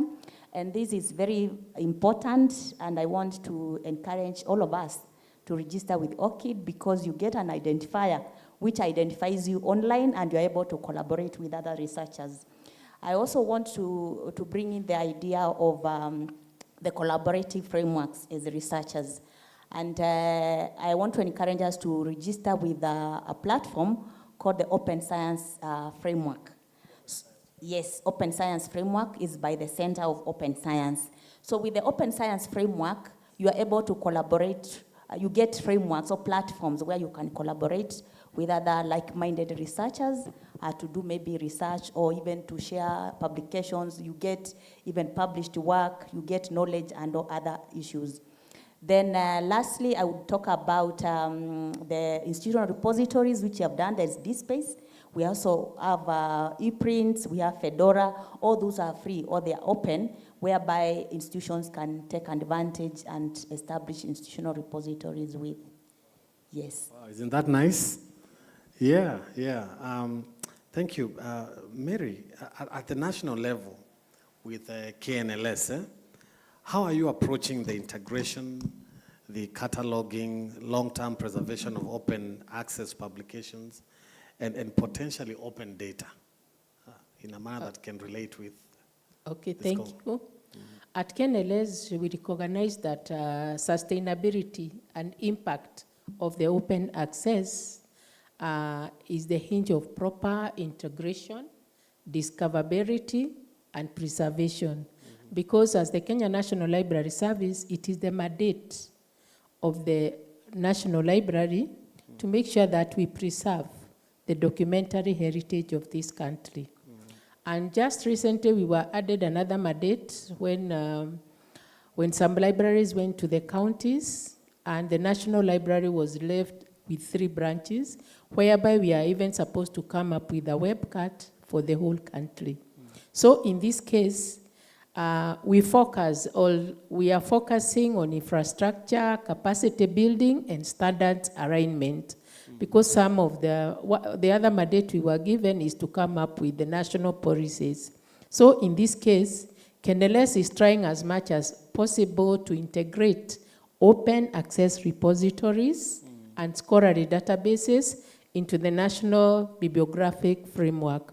We are also trying as much as possible to talk even to the publishers to make sure that, because it is the director of the Kenya National Library Service is being given the mandate that every publisher who publishes in this country must deposit 2 copies of his or her publication to the National Library.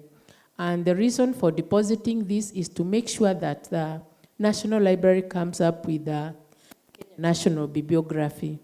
So in this case, we are trying as much as possible to integrate this. And also, we are telling the publishers, we will not be buying your books now if there is no CIP, that is cataloging publication. So we are also assisting them in that. And in all this, using all these standards, we are ensuring that there is this access, discoverability through the OPAC. And also, as we develop the webcast, we are not working alone. We are working with the universities, we are working with other institutions, and I think was it last week? Yeah, last week we had a meeting in our organization whereby we had invited all stakeholders to come and we discussed this, because it is not only for the National Library, but the National Library is just spearheading, but all the other institutions are on board. The other thing is about the long-term and digital preservation, as you have asked. As a National Library, we also have now a data center whereby it is taking care of the issue of the preservation. We also preserve all those materials, as I said, because it is our mandate. And we are also even encouraging other institutions, because there is space, we can offer them space in our data center, but on cost, not just free of charge. And you are able to access your materials anytime you want, because it is 24/7, there is also the service. So when it comes to the long term about the preservation, we are also doing digitization, because we have a department now for digitizing all the materials, taking care of them, and they are accessible. We also have a virtual library. Just the other, in 2023, we launched a virtual library whereby it can be accessed by anybody, anywhere. So you only need to go to our website and you can also access it. So you find also there are also some other materials there which are also still preserved there. Lastly, what I can say, it's about the capacity building. We are really doing a lot when it comes to capacity building, training, trying to train in all areas, because now in the National Library, we have an American corner which is fully being supported by the American Embassy. Wow. Yes. Great. Wonderful. Thank you. My last question is a toss-up to anyone who wants to go first. CPA Phyllis was seated there when we were listening to the morning sessions, especially the cases from Malaysia and Botswana. And we were wondering, for each of those cases, the government is at the center of this whole open science mainstreaming. Where is our government? Where are we? And is this posing any challenge in achieving what we are trying to do at Foster, with the Foster project? Anyone can go. Do you find synergy with the government? Maybe I can talk about it because I've had a stint about it. And through the East African Science and Technology Council, they brought about policy and policymakers and other like-minded people it was like a conference, a dialogue. Yeah, they held a dialogue, a national dialogue. And I happened to participate as a panelist during the dialogue.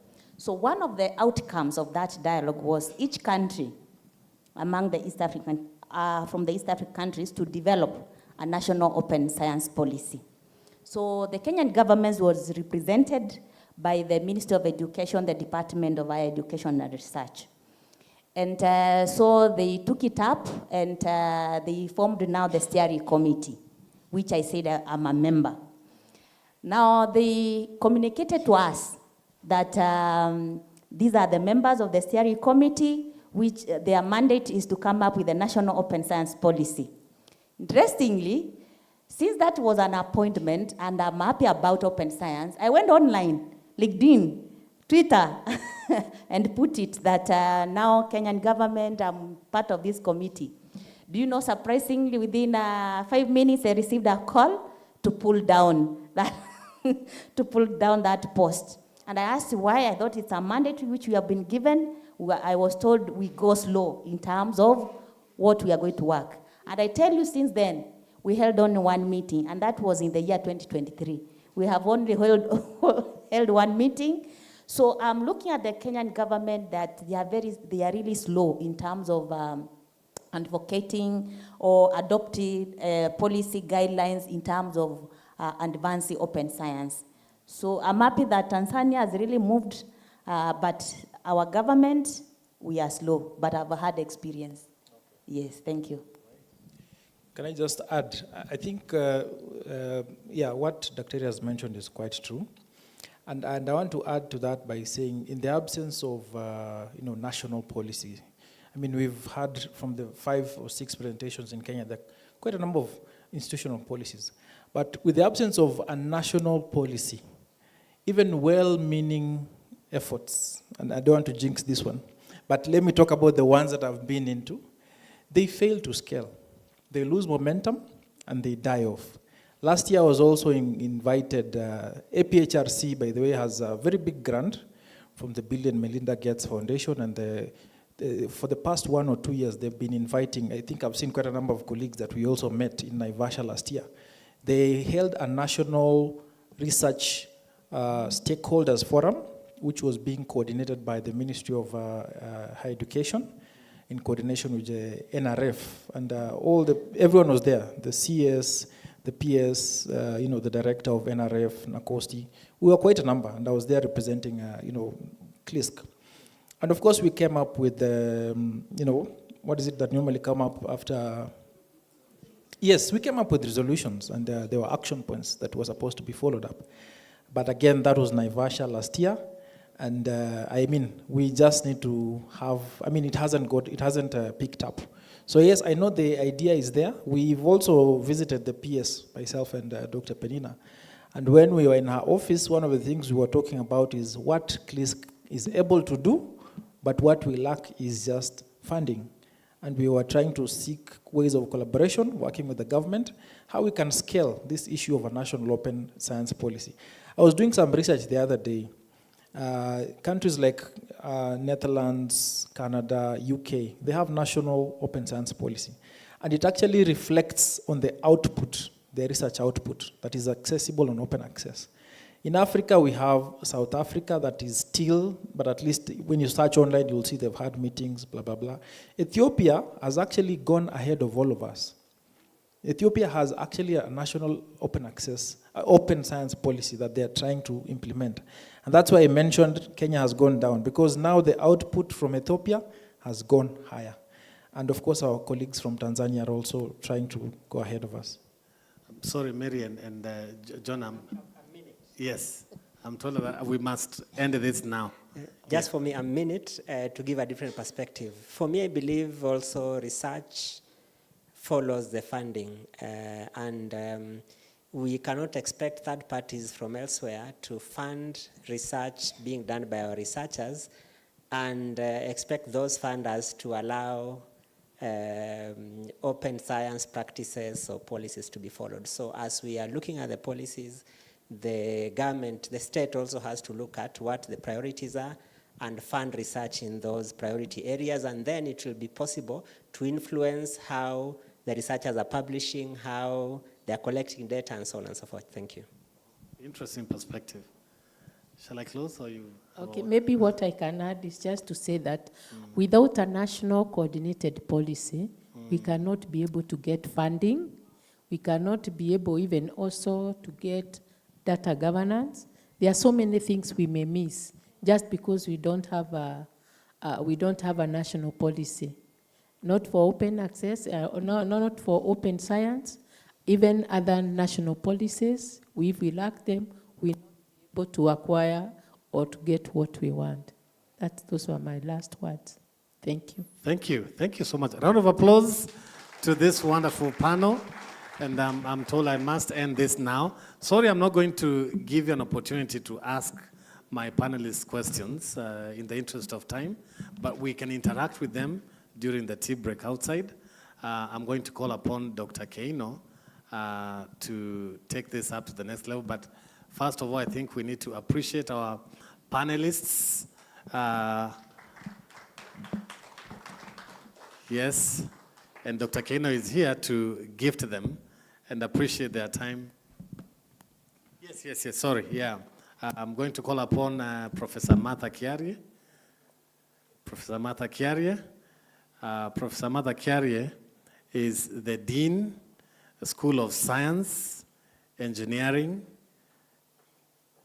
and Health, or Public Health. Yes. I'll be in trouble if I forget that.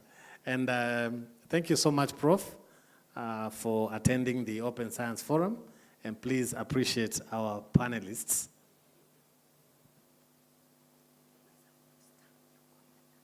Okay, all right. Okay, and she will begin by appreciating Mr. Kennedy Aseda from Kenneth. Thank you so much. All right, let's appreciate Mr. Kennedy Aseda. Thank you for your time. Yes, God bless you so much. Dr. Penina Musangi.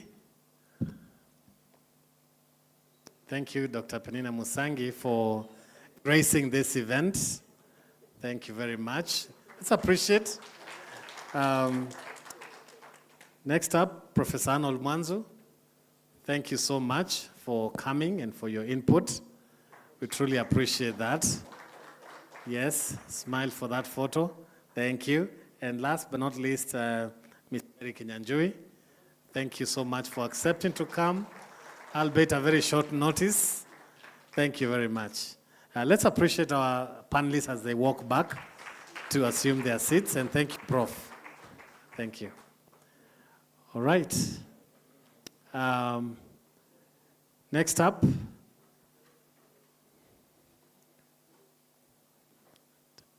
Dr. Keino, you want to talk from there? Okay, I'll bring it here. Just come.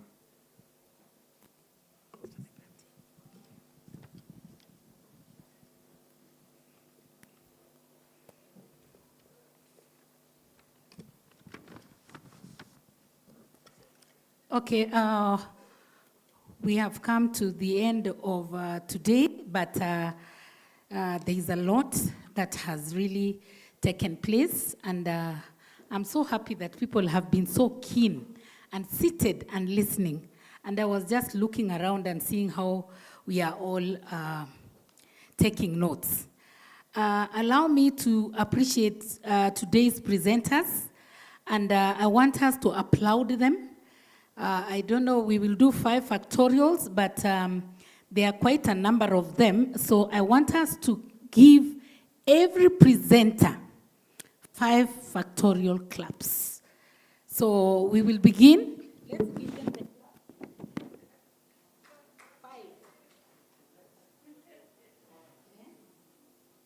So we go 1, 2, 3, 4, 5, 1, 2, 3, 4, 1, 2, 3. Okay, go 1, 2, 3.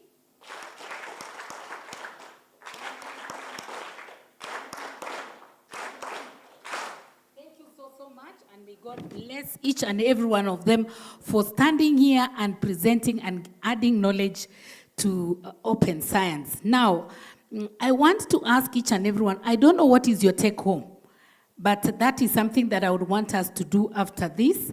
But personally, I've learned a lot, and I've actually noted that data is massive. And we just need to collaborate, partner, develop policies, and publish.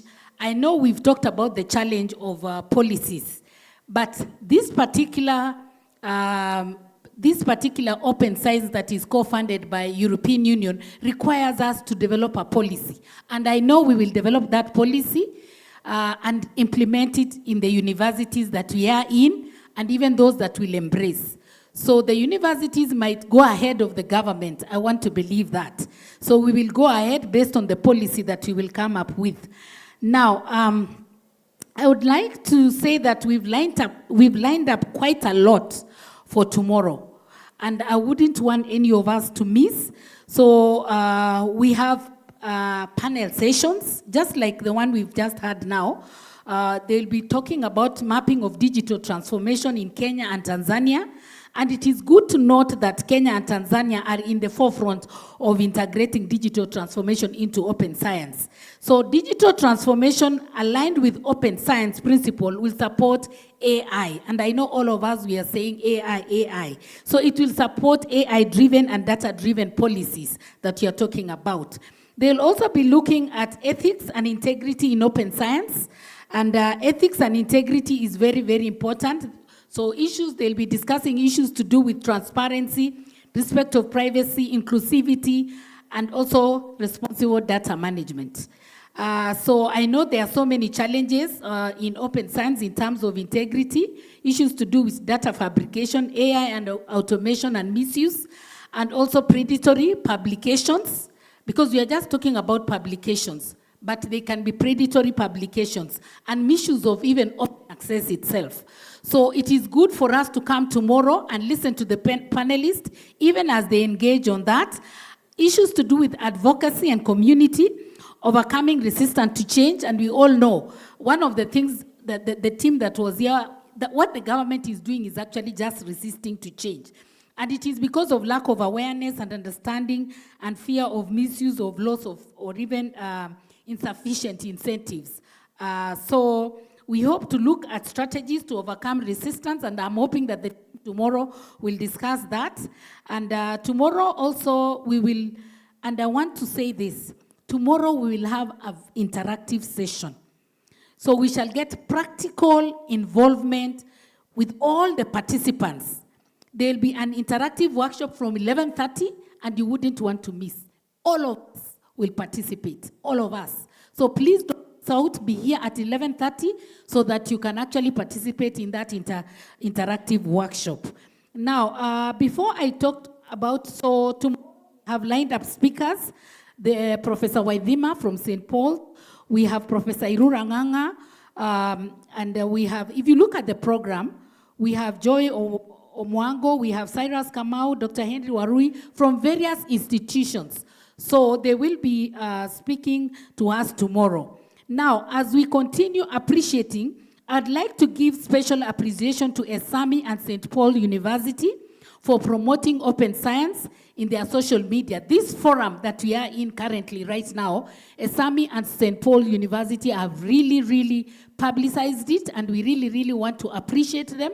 I just want even to read one of the WhatsApp social media message posted by ESAMI.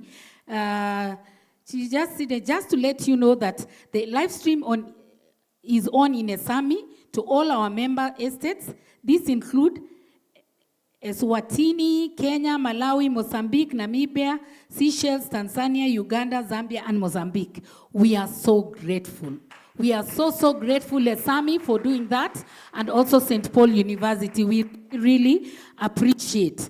So in terms of networking, before I talk about it again, I want to make a few announcements that we have merchandise being sold out there, Daystar merchandise, branded items, and we encourage you to buy an item, especially those who are from outside Kenya. It can be a souvenir, so we encourage you to take something to your colleagues out there. And then tomorrow we will start at 9:30 with registration. So 10 sharp we begin the program, and we encourage you to really be seated. We want to appreciate attendance and participation of all the delegates. Our postgraduate students, they were here, registered, they sat through. ICT, library team, researchers, the library team and the ICT team, they've been seated all through. We have researchers from various institutions. Allow me to also thank the Daystar leadership. We saw our Vice Chancellor, our DVC, they were all here, and we really, really appreciate. We thank the Senate, we thank the staff members for being with us throughout, and all the policy makers that you've managed to sit through. The EU will need us to have, I know we use the barcode to register, but we want to request you to sign, because it is a requirement from EU that we all sign up. So please feel free to go through. If you've not signed, feel free to go through that door and sign physically. We are just making a request. Finally, I want us to really network. Let's look around us. Do you see, or can you identify someone that you've not met, you've never met? Just identify 2 people that you've never met. I know we are sitting with our colleagues. You know, I just want you to identify 2 people that you've never met. And then when we break for tea, I want you to get to know them, what they have taken home. Just ask them, what is your take home? And then also, I want you to remember that it is important to network. It adds value to your social life and even your professional life. And we never know. Funding could come out of this. So I want us, when we go for tea, I don't want to see you sitting with your colleague. I want to see people, you know, interacting and mingling with new people so that we can get to know. So as I wind up, I want to say that when we open science, we open minds and open the future. And that was the word from the CEO, Commission for University Education. So let us get out there and we begin opening science, and we begin also as we interact. Thank you so much. I want to invite our chaplain to pray for the tea, and then we will break. Unless there is any burning question from any one of us, we will pray and break for tea. Anyone? With a burning question that you feel you really want us to address. Yes? Anyone? Yes. Okay.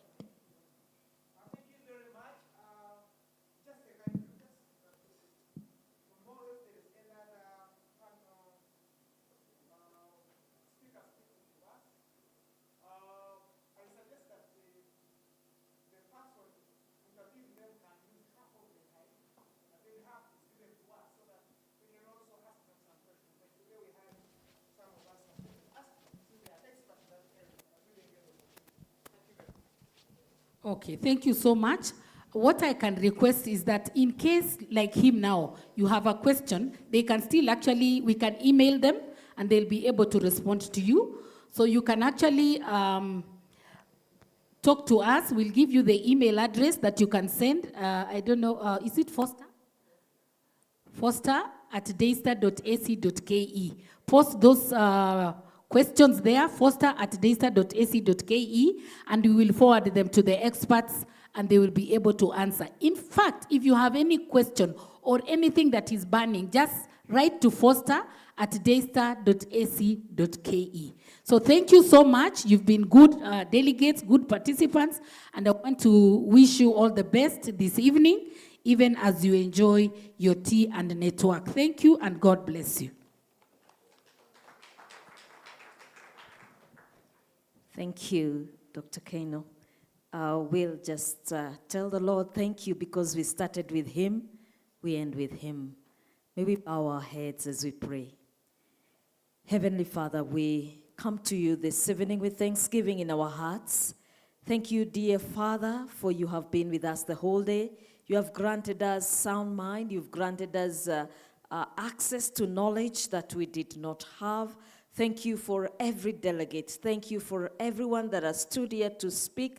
Thank you for enabling them to share the information that they had for each one of us, oh God. We are grateful for what we are learning and what we'll continue to learn. And as we prepare for the evening, Lord, we desire that we be gathered here tomorrow and continue with this learning in the area that is open science. We thank you for the information that you have for us, and we honor you, oh God. Even as we interact after this session, there is something to eat and to drink, Lord, and we receive it with thanksgiving and honor you for providing for us even something for our bodies.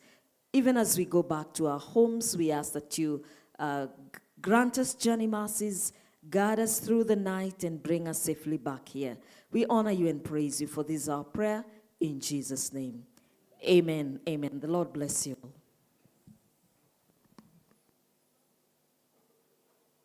You are all welcome for tea out there, but remember to sign, please.